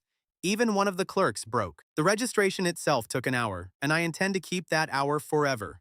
Names read into a charter, one at a time, in front of the watching world. Horai, founding partner, who stared straight ahead and gripped her pot shard white-knuckled in one pocket. Veda, keeper of ledgers, who signed with a flourish visible from the far bank. Groom, warden of the guild, arms crossed in his terrifying new stance. And an apprentice of no legal age, who insisted on standing exactly like the adults, chin up, hands clasped, so rigidly solemn that the entire yard developed a sudden cough. Pip signed the charter with the careful drawing of a bee. The registrar looked at it for a long moment, and then, to his eternal and singular credit, allowed it into the permanent record of heaven. Skarn did not sign. Chiefs do not join guilds. He stood apart through the whole hour with his arms folded, and when the last name was read, he gave me a single nod. The arithmetic had left his face months ago. What replaced it had no word in either of my languages yet. I watched the downriver elders from the corner of my eye through all of it, the 2 who had shared night fires with gray cloaks. They watched the order's own registrar recognize us, and I could see the secret meetings curdling in their stomachs. Fear shops for the strongest protector. The stall had just changed owners. Then came the fine print, because there is always fine print, and the order writes nothing else. The registrar read it out with visibly returning appetite. The guild was recognized, but its rights extended over the lands of one camp only. This camp. Expansion to any other territory would require separate permission from the council itself, per parcel of land. I heard the trap click even as the crowd was still cheering the headline. Our alliance ran down 2 days of river, and our license stopped dead at our own fence line. They had granted us a cage exactly the size of what we already held, and left every gate beyond it locked with their own key. I signed anyway, with open eyes, the second such signature of my new life. Recognition that is too narrow beats no recognition the way a foothold beats a bare cliff face. Veda was already annotating the margins for weak joints. Separate permission, she pointed out, also has procedure, and council petitions are heard in public session. The order had not locked the gates. It had told us, in writing, exactly where the next battlefield would be held, and battlefields with benches and witnesses were turning into our home ground. Horai looked at the parchment for a long moment and said quietly that they always leave a door ajar for themselves. Always. The delegation packed its cart. Meldoc left first, without a word to anyone, which from him was a scream. But the old registrar lingered at the gate, fussing with a strap that did not need fussing, until the yard emptied enough for arithmetic. Then he spoke without turning around, in a voice pitched to reach me and die.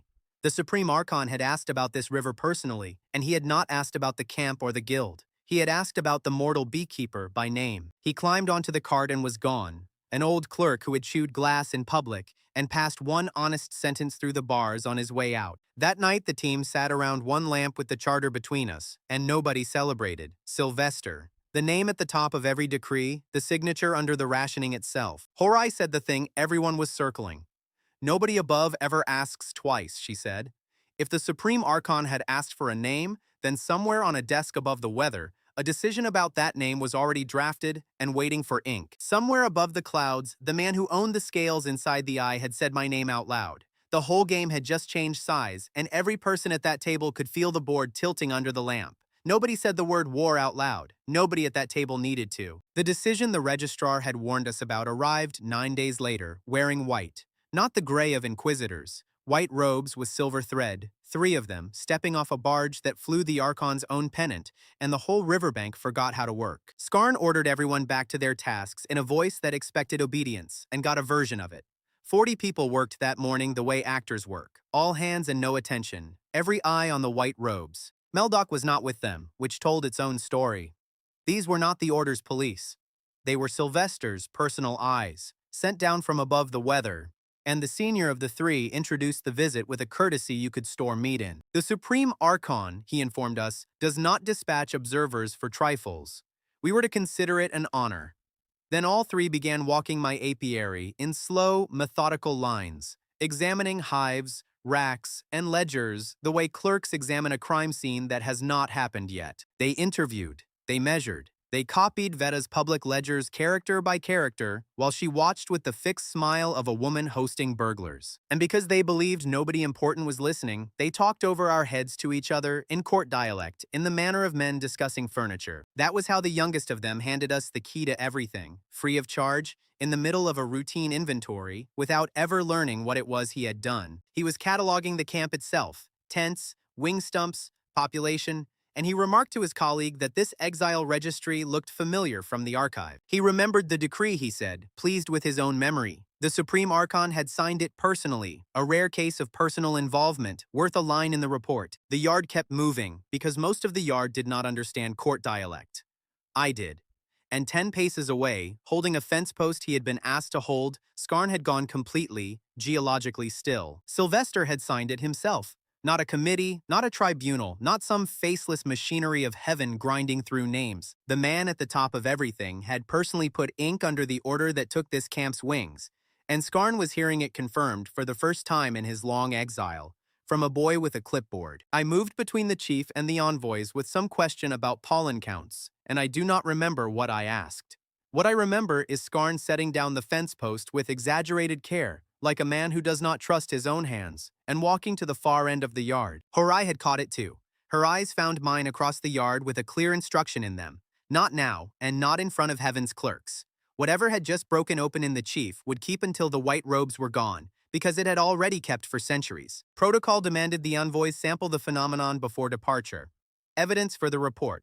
Horai measured the dose herself, diluted to the exact line the rule allows a stranger's mind. She recited the dosing law out loud, while she poured slowly, twice, so that heaven's own witnesses would carry our safety rule back upstairs, word for word. The senior envoy passed his cup under his nose and set it down untouched, which was probably the smartest thing anyone from the order did that season. The youngest drank his like a man completing a checklist item. For a moment he stood there, filling out some internal form behind his eyes. Then, in front of 40 witnesses and his own superior, his face came apart. Not violently, the dose was honest. It came apart the way faces do when something arrives that was budgeted against. His eyes went wide, then wet, and he said, to nobody, in the common tongue this time, that he had forgotten what it felt like. The words kept coming, careless and true.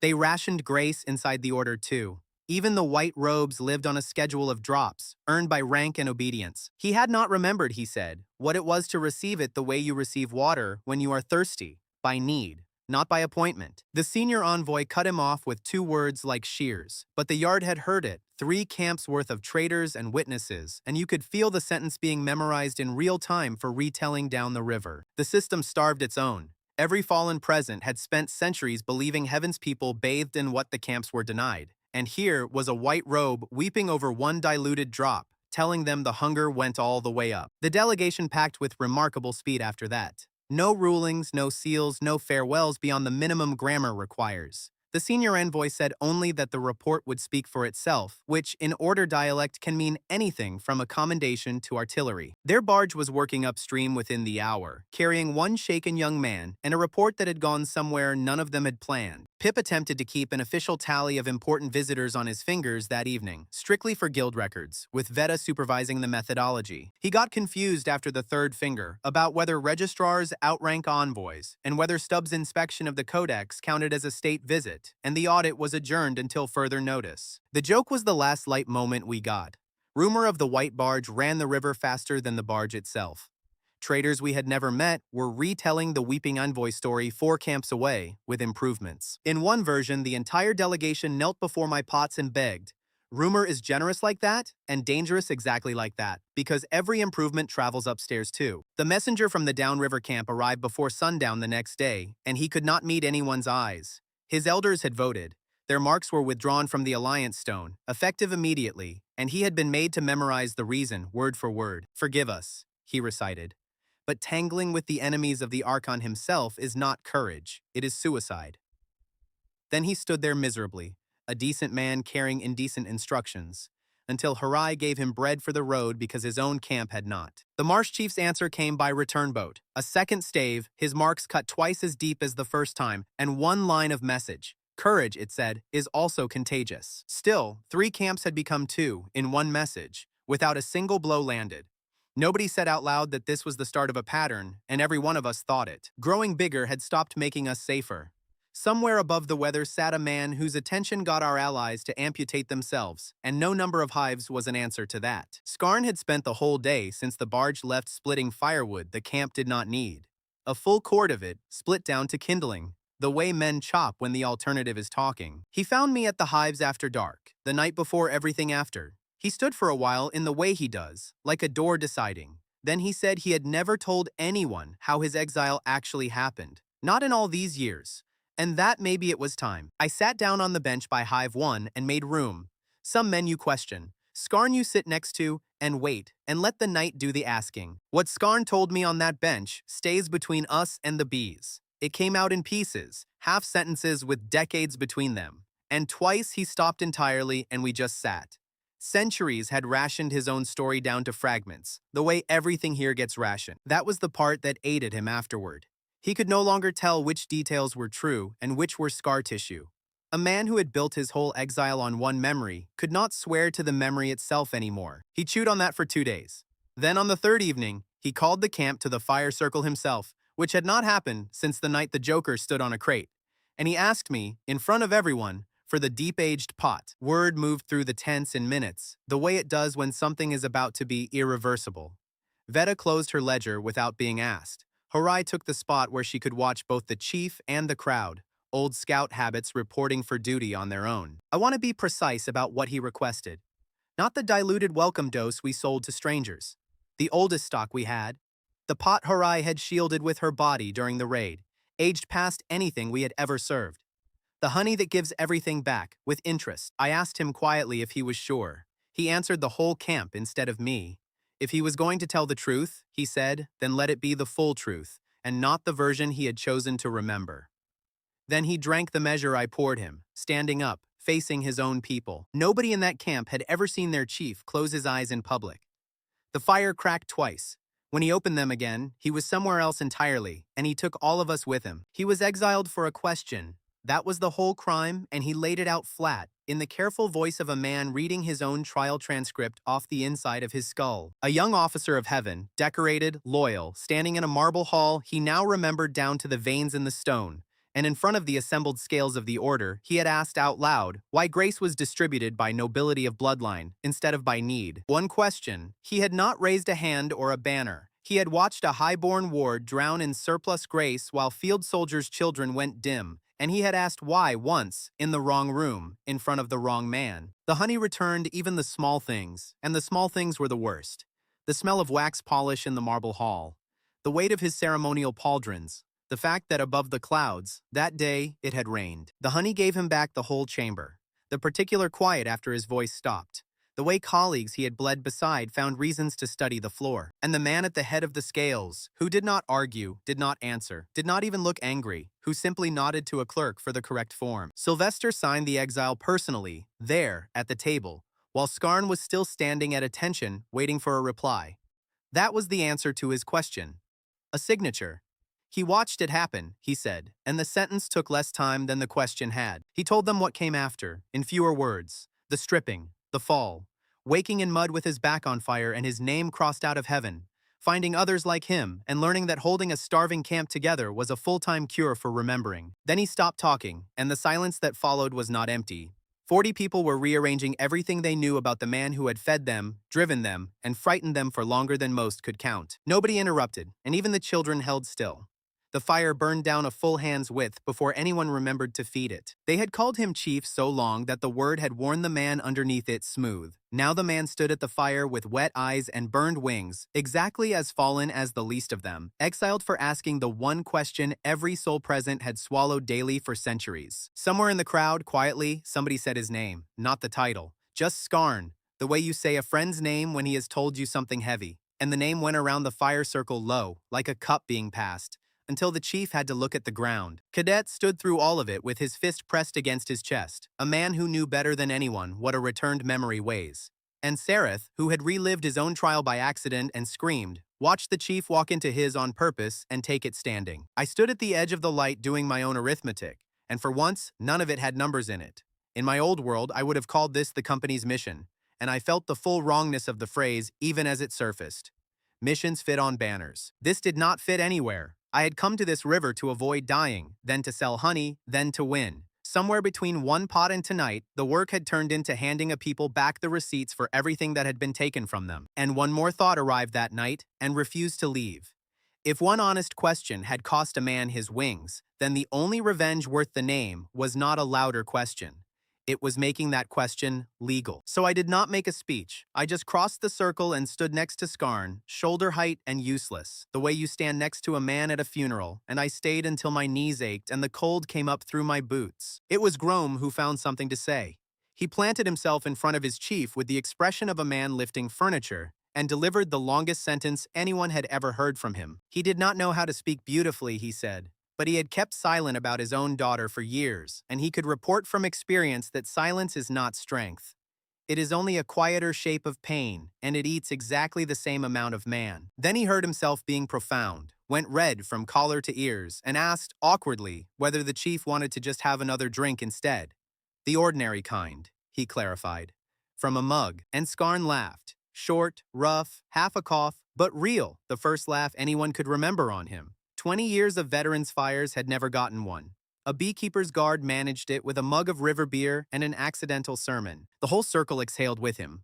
Mugs got refilled, somebody poked the fire back to life, and for a little while, the heaviest night in the camp's memory turned warm around the edges, the way only survived nights can. We should have ended the night there, but the Order's resident clerk, the gray little man who registered our pots under the truce, chose that exact hour to approach the fire with his tablet. He reminded the chief that emotional gatherings after curfew required a notation in the registry and asked him, pen ready, to state the purpose of the assembly for the record. I watched centuries of discipline lose to one heartbeat of pain. Skarn had the clerk off the ground by the collar before Groom and Cadet even reached them, and the tablet cracked on the stones. For one long breath, everything we had built, the guild, the truce, the license, the alliance, stood balanced on a chief's one shaking fist. He set the man down, slowly, deliberately, with his eyes shut, and the yard remembered how to breathe.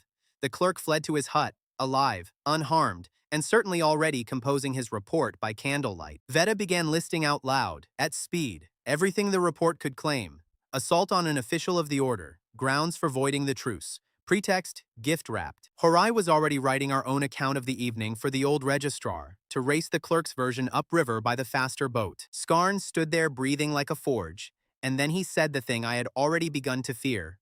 If Sylvester came here in person, he could not promise he would hold himself back. He said it flat, as information, the way you report a crack in a dam to the people living under it. That was my new problem, and it outranked every other problem I owned. Everything in this story was converging toward a table with Sylvester at one end, and my strongest ally carried a wound that detonated on contact with the exact man I needed him to face calmly. The camp took its own accounting of the night, and not all of it came out warm. By morning, I could hear the other ledger being kept in doorways, a chief who weeps at fires, a chief who throttles clerks over a notation. Some of the older voices wondered aloud, quietly, whether the man who had held them together through the hungry centuries had just become the crack in the wall. It was Vorn, of all people, who answered the doorways. He knew the exact price of losing a camp's trust, he told the murmurers, better than any soul on this river. The chief had paid his price for honesty, not for fear. Coming from the man who had paid for fear, it bought back more than it should have.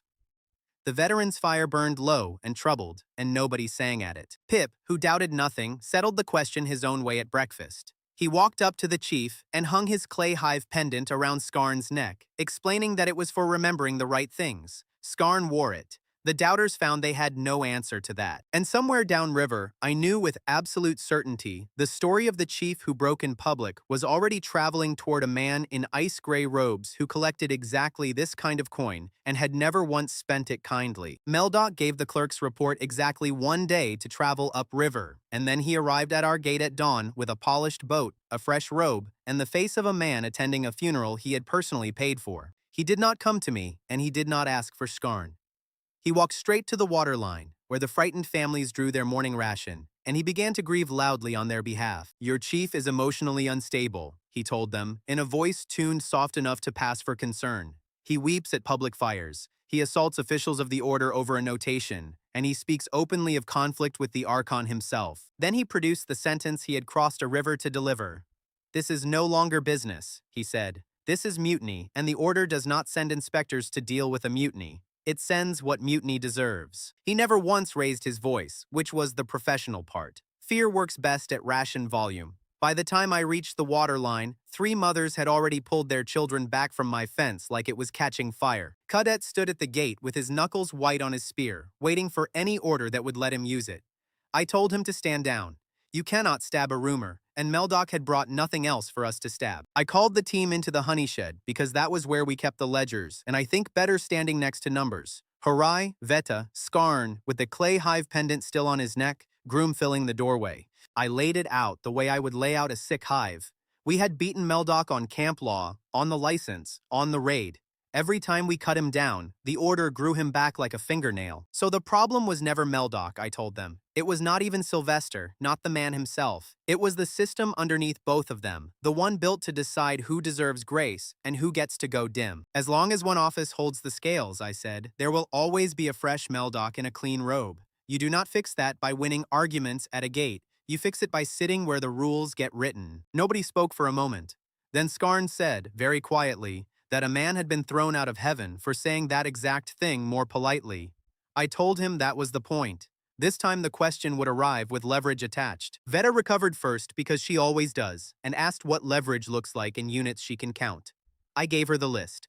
The Marsh Chief's Unshaken Alliance, a legal license, a vintage stock nobody can copy, and 100 days that were now down to 31. Groom summarized the strategy from the doorway. So instead of punching the Inquisitor, he said carefully, "We make it illegal to need to."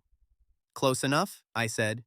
He looked quietly pleased with himself for the rest of the day. Meanwhile, the panic outside was not waiting for our strategy meeting. Half the camp was packing in their heads already, and the other half was pricing its loyalty, which is a politer form of the same thing. Horai and Veta divided the field between them without discussing it. "I take the frightened ones," Horai said, pulling on her coat. "And I take the ones who are just looking for an excuse to raise their price," Veta said, already counting on her fingers. They worked the rows of tents like 2 surgeons sharing 1 patient. Horai sat with the scared families and translated fear into questions that had answers. Veta sat with the shrewd ones and translated greed into contracts that had penalties. Somewhere around midday, they passed each other between tents, and both stopped at the same time. They had been working side by side since sunrise, Horai observed, and they had not argued once. "Not once," Veta confirmed, sounding deeply unsettled. They stood there wearing the same suspicious expression, like 2 cats that had accidentally shared a bowl, then agreed never to speak of it and went back to work. The camp noticed. Calm is contagious when the calm people are competent. By afternoon, the ledger read like this. 11 families steadied, 6 contracts signed again on better terms, 1 fistfight prevented by Groom simply standing near it. The panic was not dead, but it was contained to the tents that wanted it. Meldoc made his real mistake at sundown because arrogance keeps its own schedule. He called the whole camp to the fire circle for what he described as a formal reading of charges, and he brought his tablet and his best morning voice. He read out that Chief Skarn had, before witnesses, threatened open war against heaven and against the person of the Archon. He let the sentence sit on the fire circle, then asked the camp how long they intended to share a fence with that. Horai stepped into the firelight carrying a flat wooden case, and I recognized the registrar's seal on the lid, the one her fast boat had raced upriver to collect. She asked Meldoc to repeat the exact words of the threat, purely for accuracy. He obliged. "War against heaven," he said, sworn aloud at a public fire. Horai nodded, opened the case, and read from the certified registry copy inside. The account signed by the old registrar, and countersigned by 20 named witnesses of that night. The words the chief actually said, she read, were these. "If Sylvester comes here in person, I cannot promise restraint." Spoken to his own beekeeper as a warning about himself, she said. The way a man reports a crack in his own dam. Then she closed the case and asked the fire circle 1 question. "He turned a wounded man's honesty into a war he could sell you," she said. "He lied to people who cannot afford lies. Go count what else he has sold you from that same stall." You could hear the river. Meldoc opened his mouth, and for the first time in this whole story, nothing came out of it. He looked from the case to the crowd and found 20 of the witnesses looking back with their names already on paper. An old fisherwoman laughed first, one short dry note, and that was the sound of his authority cracking. Then Cadet said, loudly enough to carry across the circle, that the order should send a better liar next time, since this camp buys in bulk. Meldoc gathered his robe and informed us that the matter would be recorded and forwarded. He set it to the mud somewhere to the left of my boots. His boat pushed off in the dark, which even the children understood was a kind of receipt. That was the win, and I will not pretend it was nothing. An inquisitor of the order had been caught lying in public on the record by a fallen scout holding a wooden case. Camps repeat a story like that for 100 years. By morning, our count looked like this. The marsh chief sent word that he stood where he had always stood. 11 new orders came in on the same boats that carried the gossip downriver. The vintage stock sat sealed and growing more valuable by the week. And the downriver camp, the one that fear had peeled off our alliance stone, sent 2 elders upriver with their marks cut fresh and their eyes down. Watching an inquisitor get caught lying, it turns out, renegotiates a great deal of fear. Even the resident clerk kept his distance, which for a man made entirely of notations was practically an apology. Veta priced our reputation that morning at double what it had been, and Veta does not inflate anything she cannot invoice. But fear does its arithmetic in a different column. You can kill one lie with one document. You cannot kill the size of heaven with anything I owned. And the size of heaven was the true product Meldoc had been selling all along. They started leaving at dusk the next day. 9 families, quiet about it, tents rolled tight, wings wrapped for travel. Not the greedy ones, because the greedy stay near money. These were the tired ones, the twice-burned ones, the ones with small children. Vorn stood at the path watching them go, and nobody in this camp knew leaving like Vorn did. He told them, without anger, that he had once bought safety with fear and had spent years working off the interest. They embraced him and left anyway. I did not make a speech at the path either. I had each family handed one small sealed pot for the road, dose marks scratched into the wax, because whatever they thought of my war, their memories were still mine to protect. The oldest of them, a grandmother with one wing, stopped in front of me and got the cruelest part exactly right. "It is not you," she said, patting my sleeve. "It is the size of what you woke. We are too small to stand under it when it lands." I stayed at the path until their lamps disappeared behind the bend. 68 days of building, and this was the first time people had walked away from the thing I built. Not away from a mistake. Away from the scale of what winning had attracted. Skarn came and stood next to me the way I had once stood next to him, shoulder height and useless, and it helped about the same amount. "They are not wrong about what is coming," he said. "They are only wrong about where to stand when it arrives." The answer to what was coming arrived before that path had time to grow over. A courier boat crawled up the river at first light, rowed badly, and the messenger on it climbed our bank with his legs visibly negotiating every step. He was order staff, junior grade, the kind of clerk who normally delivers tax schedules. He held out a single sheet with both hands, and his voice did its best. "Supreme Archon Sylvester," he managed, "will visit this settlement personally. Alone," he added, "without retinue, without inquisitors, without announced purpose." There was no date anywhere on the sheet, only the seal, and one line stating that the Archon would arrive when he chose to arrive. The camp went quiet in a way I had never heard it go quiet, and I have heard this camp survive a raid. For 100 years, Sylvester had been a name on seals and a shape in bad dreams. Now he was a traveler who had our address. Skarn's hand went to the clay pendant at his neck, and his face did the thing where centuries close over it like water. Groom moved to stand between his chief and the river without being asked. Nobody said the word restraint out loud. Veta broke the silence with the only prayer she knows. "What does one serve?" she asked the yard in general, to a guest who owns the entire concept of hospitality. I looked at the vintage shelf, at the deep-aged pot, and I already knew the answer. Day 69. 31 days short of the 100 I had once promised myself, and the man who decided who deserved mercy was already coming down the tower. The question I had promised to make legal was on its way to my gate, wearing ice-gray robes. He let us wait 27 days. I understand now that the waiting was the first move of the negotiation, because nothing wears down a camp like a threat with no date on it. We flinched at every boat horn for almost a month. Life went on because it had to. We harvested, we bottled, we walked the fire lines, and every chore had a second heartbeat underneath it. Pip aged a whole year that month, which for Pip meant developing one entirely new worry. We put the waiting to work too. 11 orders filled, 2 strong colonies split into new baskets, and on the North Rise, Groom laid the first stone footings of something I was not ready to name out loud yet. Fear makes some camps freeze. ours built. Then, on the morning of day 96, the fisherman who watches the South Bend came running with his net still over his shoulder, and the words would not line up for him. He just kept pointing back at the river road. A single figure was walking up that road, on foot, in ice-gray robes that carried no dust, with no boat behind him, no banner, no escort, at the pace of a man inspecting an orchard. Supreme Archon Sylvester had come to us like a pilgrim. The camp did not scream, and nobody ran. The silence spread in rings instead, the way water goes still around a dropped stone. Two guards froze mid-step, because there is no protocol for challenging the person your entire species reports to. Mothers drew their children into tents without taking their eyes off the road. Veta appraised the walking figure through the fence slats and whispered that the cloth alone outpriced our whole spring season. Nobody asked her to stop counting. Counting was how she prayed. He stopped at our open gate and did not walk through it. He simply stood there with his hands folded, the politest catastrophe this river had ever hosted, while every eye in the settlement traveled slowly from him to me. Harai appeared at my elbow wearing her scout face, the one that counts exits. He walked the last stretch of road alone, she said quietly. That is either absolute confidence or absolute indifference, and I genuinely cannot tell you which is worse. I asked our guest for 10 minutes through Cadet, who delivered the message with the enthusiasm of a man petting a wasp. Then I went to the honey shed because a craftsman should count what he brings to a table before he sits down at it. 96 days ago, I owned a borrowed tent, a death sentence with a 3-day fuse, and a single bee that had decided not to leave. That was the entire company roster.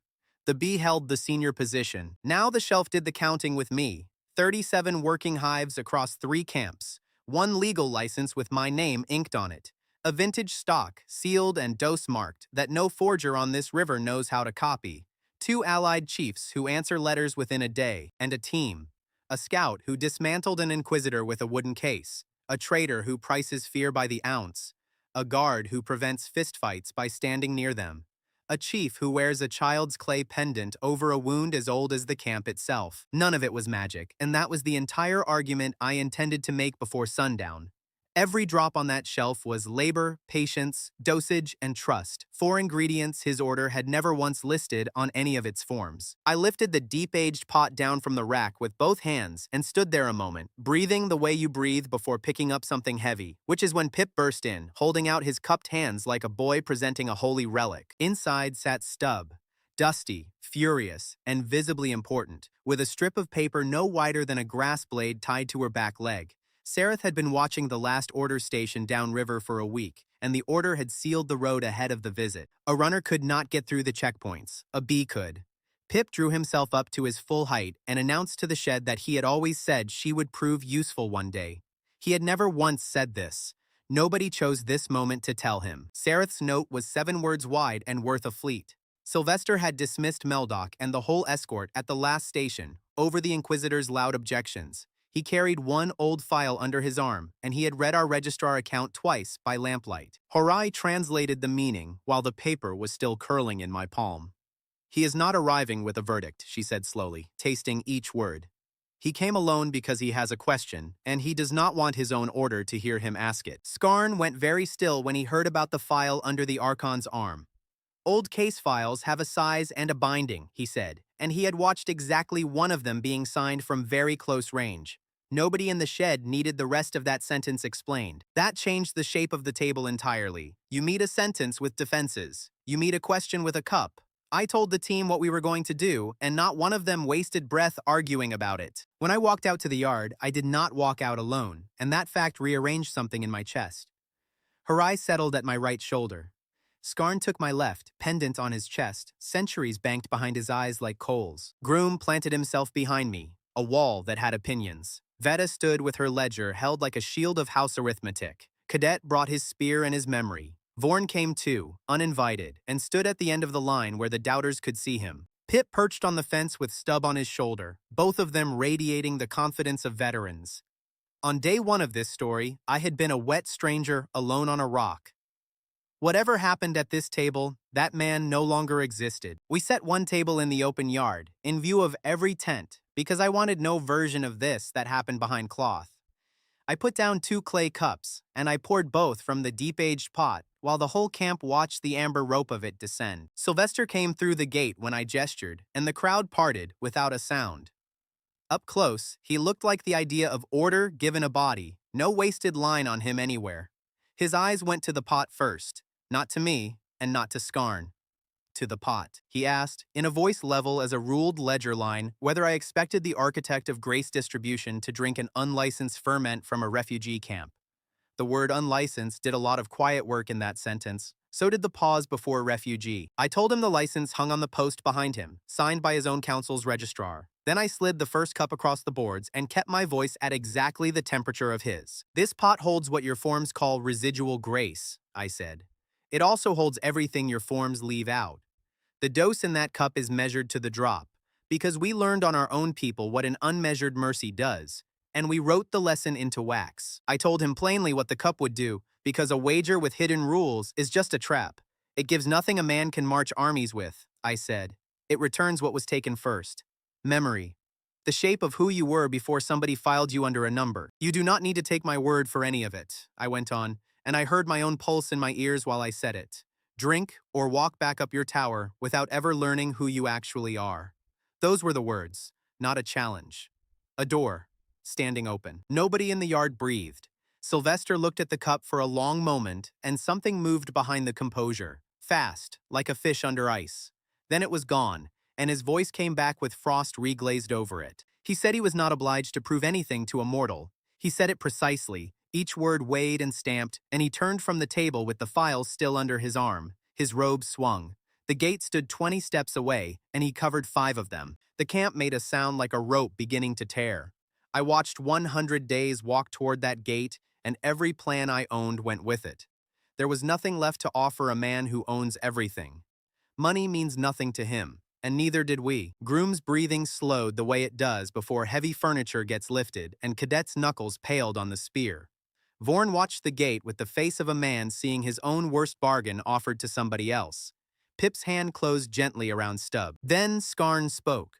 One word, quiet, in the flat tone of a soldier reporting for duty across 500 years. Why? The same word he had once asked, standing at attention in a marble hall.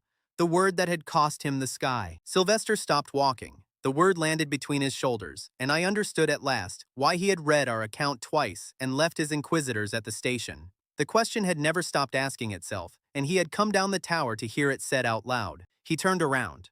For the first time since the gate, he looked directly at Skarn, at the crossed-out officer wearing a child's clay hive over his heart, and the file under his arm shifted as if it had grown heavier. Then he walked back to my table. He sat down across from me the way men sit when the chair is a decision. The yard held so still I could hear the hives working behind the fence, thousands of small workers backing me the only way they knew how, by continuing. His hand closed around the clay cup, and he studied the amber for the space of 3 long breaths. I did not move. Horai did not move. Nobody warned him about memory, because the cup was the warning, and he knew it better than anyone alive. Supreme Archon Sylvester lifted my honey to his lips and drank, and the whole camp forgot how lungs are supposed to operate. Whatever was written in that old file under his arm, the next 10 heartbeats were going to open it. For the first breath, nothing happened, and I watched a very old habit reassemble itself on his face, the practiced blankness of a man who has chaired 10,000 hearings.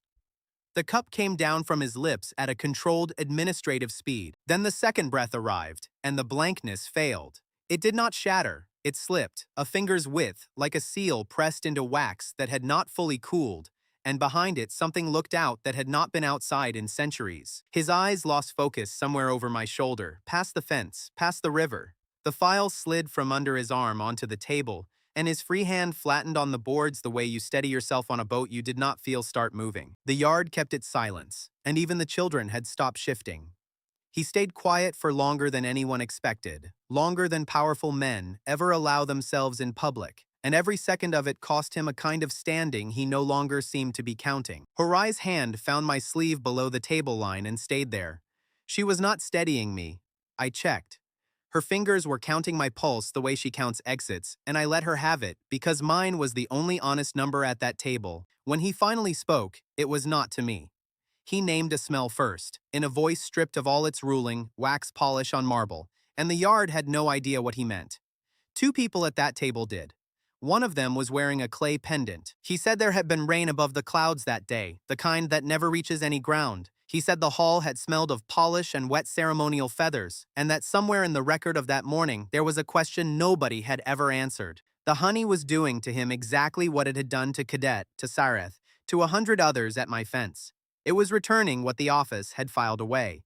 The difference was that his lost morning had someone else's whole life folded inside it. His gaze came back from the river and crossed the table, past me, and settled on Skarn. I watched the last piece land. The face in front of him stopped being a camp chief and became a young decorated officer, standing at attention while his own name was crossed out. "I sentenced you," he said. "Not the order, not the scales, not the form." He said it slowly, checking the accuracy of every word. "I called for the correct document and I signed it myself, while you stood straight, and your question took longer than your sentence did." Skarn did not move. 500 years of drill held him upright, while the author of his exile did what no appeal, no petition, and no century of silence had ever managed: remembered him. Specifically, by face, by rank, and by the question. Sylvester lowered the cup onto the table with both hands, the way a man sets down something that has become too heavy for one. The gesture was small. Every chief, guard, and child in that yard understood it anyway. What he said next, he said quietly, and the quiet was the point. A shout can be argued with, and a scream can be dismissed as madness. A quiet sentence from the Supreme Archon, spoken in open air before witnesses, is an instrument with legal weight. "Name your price," he said, looking at me over the empty cup. "For the pot, for the craft, for the license to exist. Name it, beekeeper, because I find I can no longer sit in my tower and pretend that what is on my tongue is contraband." There it was.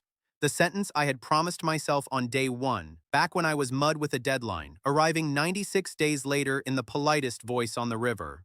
He was not begging. He was settling an invoice his system had been running up for centuries. He was not finished either. The order had called my pots theft for months, he said, and theft was the wrong entry in the wrong column, because you cannot steal back what was confiscated first. His clerks would disagree. His clerks were not here, and that, spoken out loud before witnesses, was the wager from the night before paying out in full. Drink or leave without knowing. He had drunk. Now he knew, and knowing in public is a debt that even an Archon has no procedure for canceling. Understand who was watching at that moment. Envoys from both allied camps had been living among our tents since the letter came, sent to witness whatever happened to us, and they were now witnessing a thing no fallen had ever been promised. Nobody cheered, and that was the extraordinary part. 100 people with every right to howl at the sky stood in complete silence because cheering is what you do at a victory, and this was larger. This was the system saying, in its own voice, that it knew. Cadet pressed his fist to his chest, the salute he keeps for returned memories, and the gesture spread down the rows, guard to fisherman to child, until the whole yard stood the same way. Nobody had ordered it, and nobody ever could have. Horai kept her chin level and let the tears go without blinking. Scout discipline applied to a purpose no one had ever drilled it for. Vorn, at the far end of our line, wore the face of a man watching a debt he had believed unpayable get paid. The silence held for 4 long breaths, and it was not confusion. It was recognition, a whole people hearing its own name read back onto a list, and I will not pretend my eyes stayed dry through all 4 of them. Sylvester waited for my answer with the patience of a man who had already priced it in gold and stood prepared to be shocked by the quantity. Veta swore afterward that she watched him brace for a number. I almost felt bad about ruining the arithmetic. "Not gold," I said, and the whole crowd leaned in. "We already earn our own gold. My price is a seat at your council's table, held by the fallen, with a voice and a vote. Official, permanent, not ceremonial, and not revocable by any clerk with a stamp. Because the wound here was never poverty," I told him while he sat very still. "It was that one office decided who deserves, and the people it starved were never in the room. Put them in the room. That is the price of the pot you just emptied." Veta added the commercial footnote. Sweet as arsenic. "The river narrows run through allied water for 2 days of rowing," she observed to nobody in particular, "and trade that cannot pass 3 camps is not trade at all. The council does enjoy its trade." Sylvester looked at me for a long moment, and I watched the administrator and the man who had just met his own memory argue behind one pair of eyes. Then he said that a seat requires a charter, that charters require a signature, and that his hand was present. He gave one short nod, the kind that moves empires more reliably than oaths, and asked Horai, correctly picking out the scribe among us, to draft the language at once. The deal was made in the open, in front of everyone it belonged to. My hands stayed flat on the boards through all of it, which I mentioned because they wanted to shake. 96 days from mud to charter. Under the table, Harai's fingers finally left my pulse alone. The number had gone honest at last. It was Skarn who ended the scene, and he did it with 3 words, which for Skarn amounted to an address to the nation.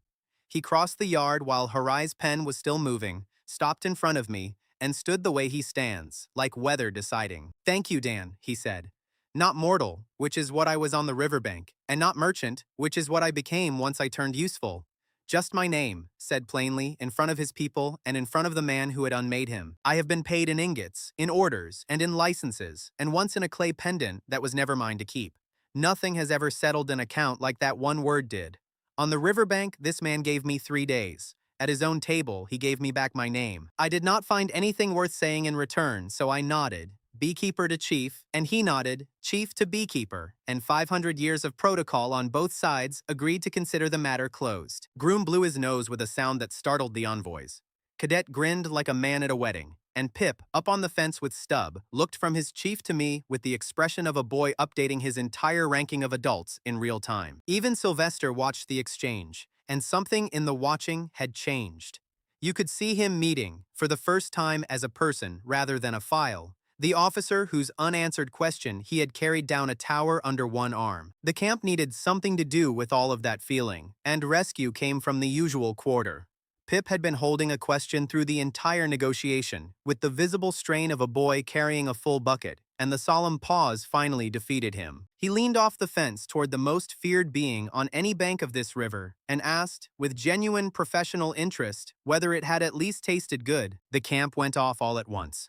Laughter rolled from the fence to the gate and back, months of held breath spending themselves in one go, and the allied envoys laughed hardest of all. It was the loudest sound this yard had made in 100 years. And Sylvester, Supreme Archon, architect of the scales, caught entirely undefended by a child's honest market research, allowed one corner of his mouth to move, a shadow of a smile. It did not last long. It was witnessed by 3 camps and cannot be repealed. He never got a spoken answer, and he did not need one. The Archon's empty cup was answer enough. Pip informed the entire fence line, and Stub, riding his shoulder, cleaned her antennae in a way the whole camp chose to read as agreement. Harai finished the charter by lamplight, and Sylvester signed it on the same boards where he had set down the cup, with the whole yard for a notary. Skarn signed beneath him for the 3 camps. The pen scratched, the river ran, and the world came out different. Before he took the road back, Sylvester told us the council convenes at the turn of the season, and that the seat would be announced in his own voice, not in a clerk's letter. Then he lifted the old case file from the table and laid it in front of Skarn. Skarn did not open it that night. He sat by the fire with the file on his knees and the pendant on his chest, and the camp let him be. Some records you reclaim simply to prove that nobody else is holding them anymore. As for the honey, word traveled up and down the river faster than any boat, not contraband anymore, and more than a trade good now. Proof, in amber, that a people the scales had written off could ferment their way back to the table. I walked the hive rows once before sleep, 37 quiet kingdoms humming in the dark, and told them, in strict confidence, that the stone building going up on the north rise was going to need a much bigger door. On day 99, we opened the doors of a building that had no business existing. Stone walls on the north rise, a slate roof that laughed at rain, cool deep cellars for the aging racks, and rows of new baskets waiting on cedar shelves. Groom had built the doorway wide enough to carry a full rack through without turning, exactly as requested. Above that door hung a plank of river oak, and on the plank, burned deep and sealed in wax, stood 2 names. Dan. Harai. I had argued for one name, hers. She had argued for one name, mine. Veta billed us for both arguments by the hour, and then ordered the sign carved with 2, which is how all major decisions in this company get made now. Hive number 1 had moved in the night before, carried up the rise on a padded plank like visiting royalty, with Pip walking ahead to clear the road. Stub rode on top of the basket. If a bee can look proprietorial, she managed it. The whole camp came up the rise for the opening, along with envoys from both allied camps and half the market boats on the river. Pip gave tours. The tours were inaccurate, magnificent, and completely sold out by noon. Cadet marched his volunteer watch up in parade order and posted them at the cellar door with full honors. The first queue formed before the wax on the sign had cooled. 11 households, 2 envoys, 1 goat of unclear allegiance. Veta climbed onto a crate, unrolled a scroll she absolutely did not need, and delivered the accounting in her ceremony voice. On day one, she proclaimed, this enterprise consisted of one pot, one deadline, and one damp mortal of doubtful market value. Horai, standing below the crate, corrected her without looking up. One pot, one bee, she said. The bee was load-bearing. Veta conceded the amendment and entered Stub into the official record as founding livestock. As of day 99, she went on, the ledger read as follows: 43 working hives across 3 allied camps, a sealed vintage cellar no forger on this river can imitate, a standing trade charter, and 1 seat at the Council of Grace, held by the fallen in perpetuity. She read the small numbers too, because the small numbers built the big ones. 400 pots sealed this season, 12 boats on standing contract, 1 waiting list she refuses on principle to shorten, since a good queue is free advertising. Status of the founder, Veta announced, building to her finish. From mortal trash, quoting an old chief, to holder of the only monopoly whose signature the head of the world's faith waits on. Horai struck the word waits and wrote respects. The crowd preferred waits. That was when the yard went quiet for the second time in 3 days, because Skarn was walking up the rise. Chiefs do not attend shop openings. Every fallen on that slope knew it, and every one of them watched him come anyway, pendant and all. He stopped in front of the sign and read both names at his own pace. A chief does not visit the shops of commoners, he said at last, to nobody and to everyone. It appears this place will require an exception. From today, this apiary stands under the protection of my name. The slope hummed like a hive at noon. 96 days earlier, the same voice had given me 3 days to prove I was worth feeding. I caught his eye and held up 3 fingers, and something that was almost a smile crossed the old soldier's face and reported back to duty. The rest of the day belonged to the team, and I mostly stood back and watched them collect what they had each been owed for a long time. Horai walked the cellar rows with her thumbs hooked in her belt, a scout finally off her map's edge, home by every measure that counts. Groom had done his settling in cedar. High on the main roof beam, carved neat and small where he could see it from his post, was his daughter's name. He caught me looking, nodded once, and went back to guarding a building nobody in the world was foolish enough to raid. Veta spent the afternoon being addressed as Trade Commissioner of the 3 camps, a title she invented, printed on wooden chits, and handed out at her own opening. By sundown, even the envoys used it. Institutions, she told me, are just rumors with good posture. Pip received the last ceremony of the day. Before the whole yard, he promoted Stub to salaried staff of the apiary, wages payable in first press honey, and tied a badge of office to her hive. The badge was a twig. The twig was crooked. The camp cheered it like a coronation. When the light turned gold, the team ended up standing in a loose line before the door, nobody having planned it, reading the sign as if it might change. Groom sniffed once and blamed the cedar dust. The sign stayed exactly as ordered. Then the crowd thinned, the light went long, and I ended up where I always end up, inside, at the back wall, in front of the map. Horai had drawn it herself. 3 camps inked in strong lines, the river, the Narrows, the new trade road running east past the edge of the paper. Somewhere off that edge sat a continent that still thought honey was something bears argue about. It had no idea what was fermenting its way downriver. Grace, stolen by paperwork, returned by craft, 1 measured dose at a time, with the council's own stamp on the wax. I thought about the riverbank version of me, the damp mortal with 3 days to prove his value, and allowed myself 1 professional observation. That contract suffered the worst scope creep I have ever seen. Nobody gets 3 days out of me ever again. 99 days. 1 pot to 43 hives, 1 bee to a payroll, 1 deadline to a seat at the table that once voted people out of the sky, and a road on the map heading east, toward customers who did not know yet that they were about to remember everything. Horai came to stand beside me at the map, and we looked at that road together for a while without saying anything useful. Then she asked, in her negotiation voice, whether I was thinking what she was thinking. I told her the truth. We were going to need more bees. The council's summons arrived 21 days after we hung the sign, on paper so fine that Veta appraised it before anyone read it. The session would convene at the turn of the season, in the Order's Hall of Scales, 3 days upriver. Sylvester had kept his word to the letter. The seat would be announced in his own voice, before the full council, with our charter read into the permanent record. Veta observed that the letter was exactly the part that worried her. Great men keep letters, clerks keep margins. The margin arrived 1 boat later, stitched to a second document, and it wore a familiar signature. Inquisitor Meldock, acting examiner pro tempore, had filed a motion to void our charter before that same session. Horai read the motion out loud in the honey shed, so we could all hate it together. The charter, it argued, was signed under undue influence because the Supreme Archon had consumed an unlicensed substance minutes before putting his name to anything. I will admit that the professional in me whistled. It was a beautiful trap. Our whole miracle, recast as an intoxicant. Our proudest moment, the cup at the table, resubmitted as evidence of tampering with the highest office in existence. Deny the honey worked, and we lost the story that built us. Confirm it worked, and we handed him his case. Veta stopped being offended almost immediately and started being impressed, which with her involves the same muscle. A man this good at losing, she said, turning the motion over, should have gone into trade. Then she opened the archive chest and began building the counterfile with the expression of a cook who has been insulted by a rival's soup. Before we could argue documents, we had to answer the question the summons put to the camps. The seat belonged to the fallen. Somebody had to sit in it, and the three chiefs sent their answer to my yard by the fastest boats they owned. Both allied chiefs named the same name, separately, without consulting each other.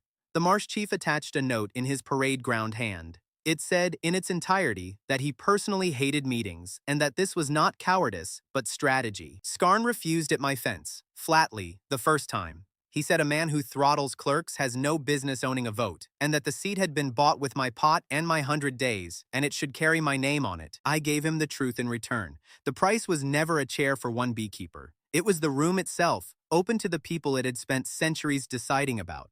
Besides, I told him, I already had a position. Someone here had to keep working with sane colleagues. What settled it was not my argument either. It was the camps. That evening, the fire circle voted the way camps vote, with feet and with silence, and by full dark every family in the settlement was standing on Skarn's side of the fire. Groom said the quiet part with his usual carpentry. The question got a man thrown out of that hall, he told his chief. It should be the same man who carries it back inside. Skarn looked at him for a long moment, touched the clay pendant, and asked when the boat left. The next 3 days turned the apiary into a war office that smelled of wax. Veta packed a document chest that needed 2 men and deserved its own honor guard. Cadet polished a spear that everyone quietly knew would have to wait outside. Horai drilled us in procedure at breakfast, at lunch, and at rope testing hour. She made me rehearse my court dialect until the drowning goat in my accent was, in her expert judgment, at least drowning in deeper water than before. The delegation wrote itself. Skarn for the seat, me for the guild, Horai as counsel and scribe, Veta as trade commissioner, Groom as a wall that carries luggage. The allied camps sent witnesses, and Sareth ran his ferry for anyone with wings and refused every fare. Pip was appointed keeper of the apiary in our absence, a promotion he accepted with terrifying gravity. By departure, he had issued 3 decrees, 2 concerning honor guards and 1 banning all goats from the cellar on unspecified charges. Stubb stayed home as well, which Pip announced had been the bee's own strategic decision after consultation. Nobody argued with him. You do not argue with a civil service that stings. We traveled 3 days upriver, past camps that came down to their banks to watch us pass. News of the delegation ran 3 bends ahead of the boat. At night, fires on the far shores burned in little clusters, and more than one of them waved. The Marsh chief boarded at the Narrows with 2 elders from the downriver camp, all 3 dressed for a funeral out of tactical pessimism.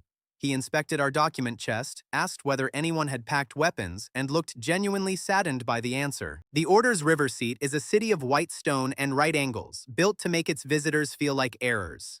Clerks moved through the streets in slow gray currents. Our boots were the loudest thing in half a mile, and mine were the only mortal pair present. At the Hall of Scales, a junior steward took one look at the wings and the luggage, and directed us, with practiced kindness, toward the petitioner's door at the side of the building. The side door was low.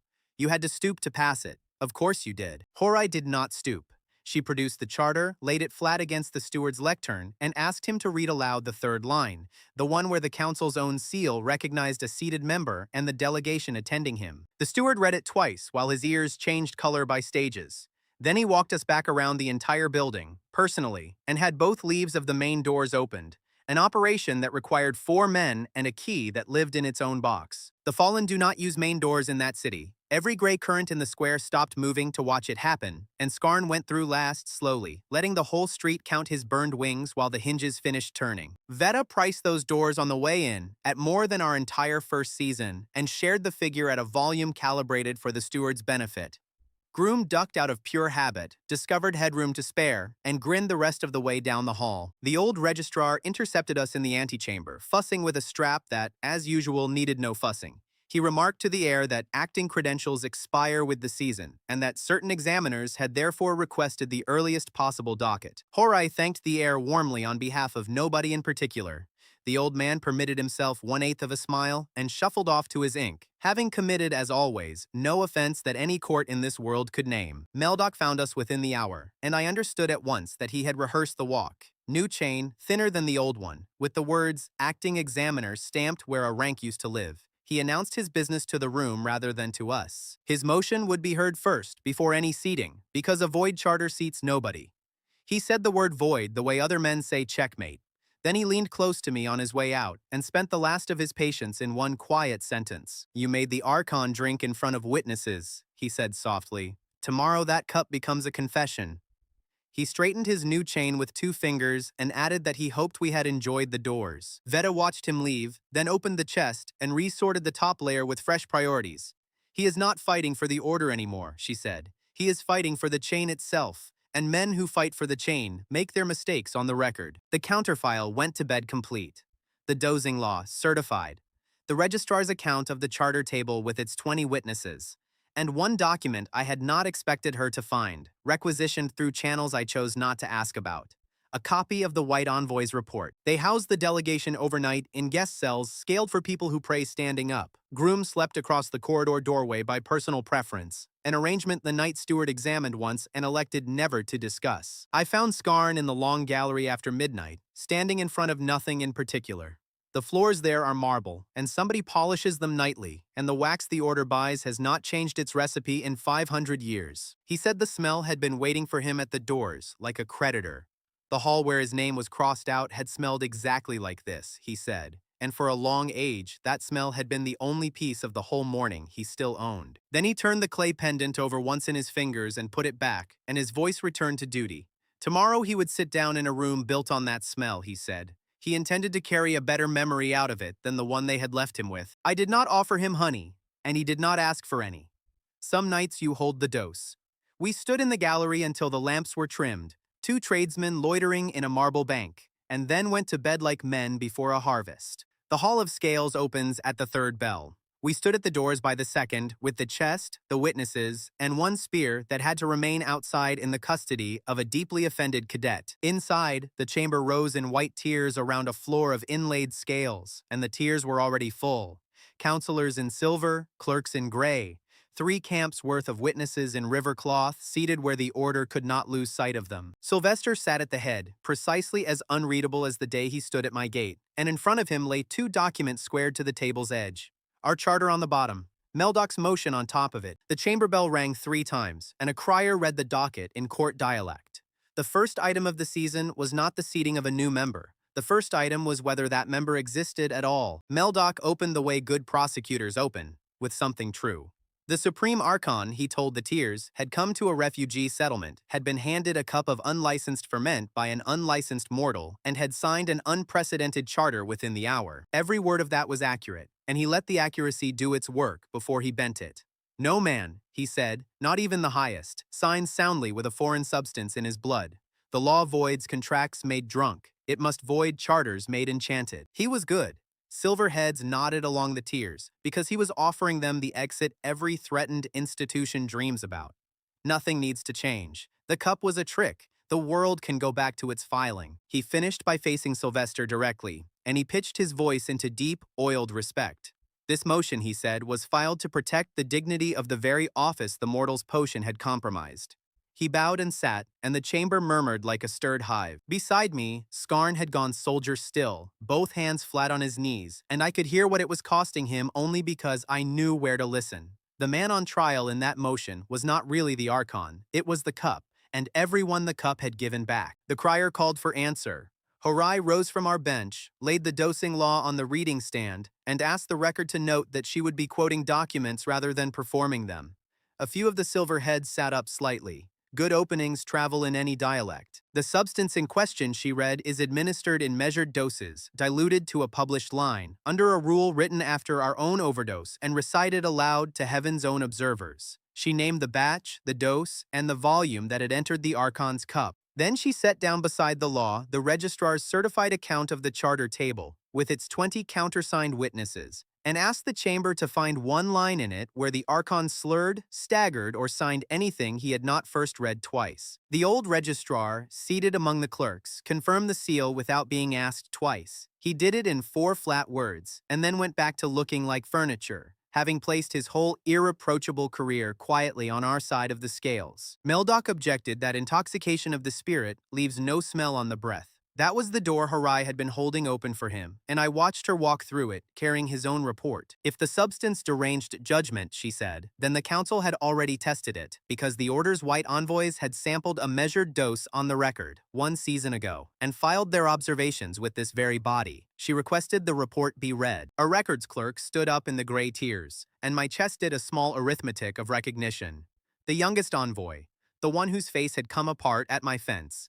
He had carried that report to the archive himself, and now the docket obliged him to read it aloud. He read it steadily until the middle paragraph, the one in his own hand, and then his voice slowed down and said the sentence to the whole chamber the way he had once said it to nobody. The subject recalled what it felt like to receive grace by need, not by appointment. You could hear the sentence land on the tiers, row by row, because every soul in that room lived on the appointment schedule, and most of them had stopped noticing.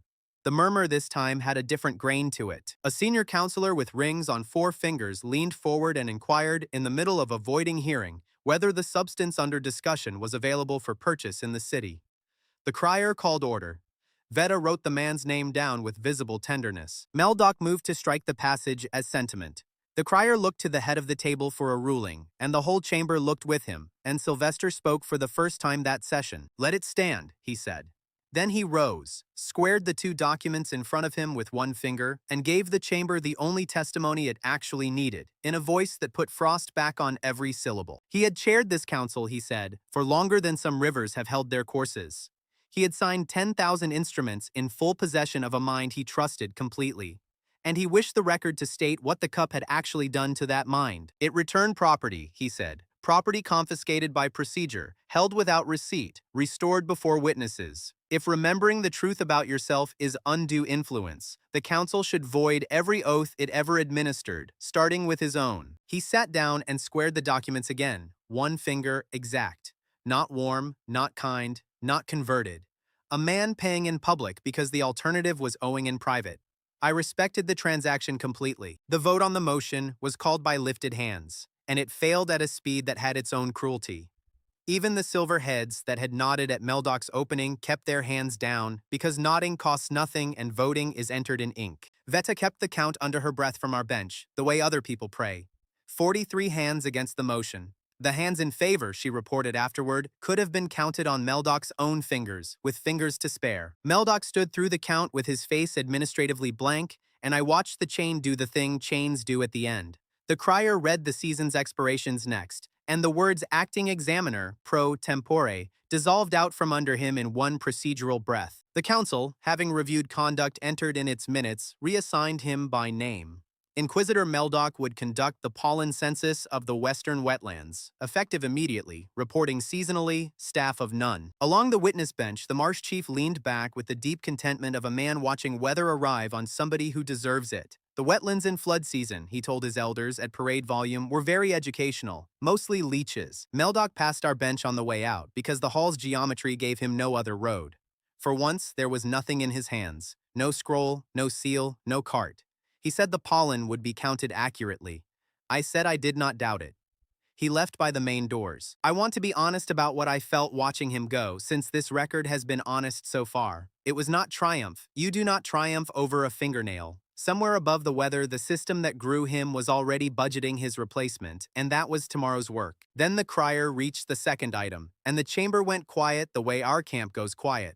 Sylvester read the charter into the permanent record himself, clause by clause in his own voice, as promised. He was not generous about it. He was precise, and precise was enough. The seat of the fallen camps was called, and Skarn stood up from beside me, and 500 years stood up with him. He crossed the inlaid floor at his own pace, past tears that had voted his kind out of the sky, wearing river cloth and a child's clay pendant over his heart. The chair itself was ordinary. That surprised me until I understood it. Power in that room does not live in furniture. It lives in the list of who may sit down, and the list had just grown by one name that had once been crossed out. Skarn sat and looked around the chamber slowly, and I watched him find the smell of the wax and file it somewhere new. Before the session could move on to rents and schedules, he asked leave to enter his first motion, and after one long pause at the head table, leave was given. He did not make a speech either. He proposed a measure of one sentence. For one season, in the river camps, grace rations for children would be issued by demonstrated need, measured and logged, instead of by the standing of their bloodlines. The chamber held still. It was the question.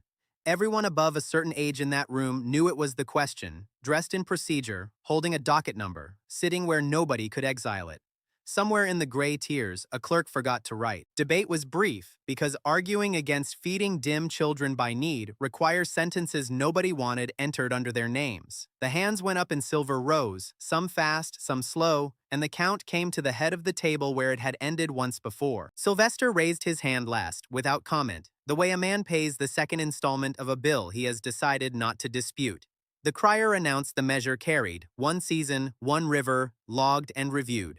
Small, real, in ink. In the gray tiers, the young records clerk wrote the result into the annals, with his head bent low over the page, and wiped his face once with the back of his writing hand, quickly, in a room where nobody is ever supposed to need to. The witnesses from 3 camps came up off their bench without a sound, all together, the way a wave stands, and stayed standing until the crier finished writing.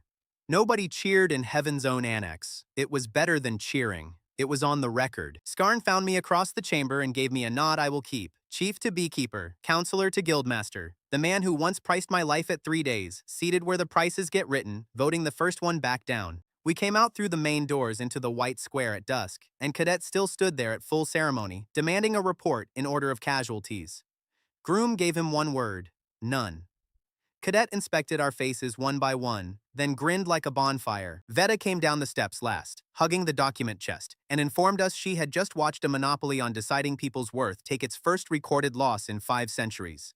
Then she asked, professionally, who would sell the story downriver first. The boat cast off under early stars, and the city of right angles watched us go. Skarn stood at the stern with the pendant in his fist, looking back at the hall where his name had been crossed out and was now, in fresh season ink, written back in. He said the wax would smell different next session. Somebody should tell the polishers, he said, that their recipe was now on the side of the question. It was the closest thing to poetry anyone ever got out of him, and the river took it downstream with us. The apiary survived our absence, which is more than I can say for its paperwork. Pip met us at the gate with a full accounting of his regency, delivered from memory, in chronological order, with casualties. 1 goat, morale only. He had logged every visitor, fined the fishermen 1 story for loitering, and issued a 4th decree granting the hive's collective bargaining rights, which he assured me the bees had negotiated through Stubb. I ratified everything. Rulers who survive audits should be encouraged. The story of the session came home ahead of us and grew muscles on the way. In the version the river told, Skarn had thrown Meldoc bodily into the wetlands, and the Archon had applauded. Nobody in the delegation corrected anything. Veta called it organic advertising. Work answered the story the way work always does, with a cue. Within a week, the yard held envoys from 2 more camps, hats in hands, asking how a settlement joins a guild. Horai laid out the requirements. 3 artisans, 1 ledger, no shortcuts on the dosing law. Vorn took the training on himself before anyone asked him to. He stood in the yard with willow rods and a row of strangers' hands, teaching the coil his own elders had ordered buried, and I watched the craft come back up the years like water up a well. The count that season read like a different company. 47 working hives, 5 camps under 1 charter, 3 sworn and 2 petitioning. 500 pots sealed, a cellar of vintage sleeping toward its price, and a need log at the gate the order now paid against monthly. The need log was Skarn's measure, walking around in daylight. The first name entered on our river was Sareth's youngest, a boy who had gone dim enough to stop asking questions. 3 log doses. Later he asked so many in one morning that Sareth came to thank me and to complain. Then came the caravan. Veta had spent the winter assembling it the way generals assemble campaigns, and on the first dry morning of the new season, it stood ready at the East Road. 11 wagons, 3 camps worth of guards, and honey packed in straw like sleeping royalty. The East Road was the one on Horai's map that ran off the edge of the paper. Past the hills, the river kingdoms had heard rumors of amber that gives back what tax collectors take, and a trade house had sent a contract sealed in wax that Veta pronounced amateurish but sincere. Cadet commanded the escort, finally aiming a spear away from home. He reviewed his column twice, saluted the sign over our door, and promised to be back before the vintage turned. His daughter's name rode with him, carved small inside his shield rim. We watched the wagons shrink into the hills, while I ran the arithmetic out loud from the fence. If half the contract held, the guild would earn more in one season abroad than in its first year at home. Pip asked what we would do with it all. Horai answered before I could. Hives. That evening, she unpacked the last thing she had carried home from the White City, and she did it quietly, at the map wall, when the yard had gone to sleep. A copied page, court dialect, her own careful hand. An archive index found while hunting precedents for the hearing. The index listed what the order holds in trust, their phrase for keeps. One line named a place in a script older than the rationing. The vault of crossed-out names. Where the files of the exiled are stored, it said, together with items confiscated at sentencing. Items confiscated at sentencing. I read the line 4 times. Somewhere above the weather, in a filing system that never forgets and never returns, sat everything taken from every soul on this river on the day of the crossing out. Memories, ranks, wings, for all anyone knew. Horai said the index gave no location, and location was not the point. The point was that it existed, catalogued, and that a certain council seat now had standing to file requests about it. She pinned the page beside the map, East Road on one side, Vault Line on the other. Groom stood in front of that page for a long time on his night round, lamp up, lips moving through the court dialect one word at a time. He never said his daughter's name out loud. He did not have to. He straightened the pin, very gently, and went back to his post. Skarn saw it in the morning, and read it the way he reads weather. The order took his question to mean one season and one river, he said. He intended, over the seasons his seat had coming, to teach them exactly how much bigger the question always was. Stubb closed the year in her own style. Her colony crowned a daughter queen and cast a swarm, and Pip led the camp on a 2-hour chase before settling the new royalty into a basket he had prepared months in advance, because of course he had. He named the young queen Splinter. Hive number 1 now had a dynasty. Pip held the coronation with full honors, a twig badge for the mother and one for the daughter, and announced the payroll had doubled. Veta, without looking up from her contract, asked him to file the expense properly. He saluted and did not. On the last warm evening, I walked the cellar rows with Horai, counting the sleeping vintage by lamplight, and we ended up at the map wall, the way we always end up there, shoulder to shoulder, reading roads. East, the caravan was 3 hills gone with 500 pots and cadets' carved shield. Upriver, a chair in a marble hall held our question open on the record. And above it all, in some clean cold archive, a vault of crossed-out names waited for its first request. Pip found us there, sent to bed twice already, and asked the question I had been circling all season. How many pots does it take, he wanted to know, to buy a name back from heaven? I told him the truth. Nobody had ever priced it. So next season, we would. Friends, this story leaves a simple lesson. Strength is not always taking everything back at once. Sometimes it is building one honest piece of ground where emptiness used to be. Skarn and his people did not win through a miracle, but through work, trust, and the courage to share what fear had taught them to hide. If life has taken your name, time, or confidence, do not wait for the perfect moment. Start small. One true action, one ally, one hive. That is how a road back to yourself begins.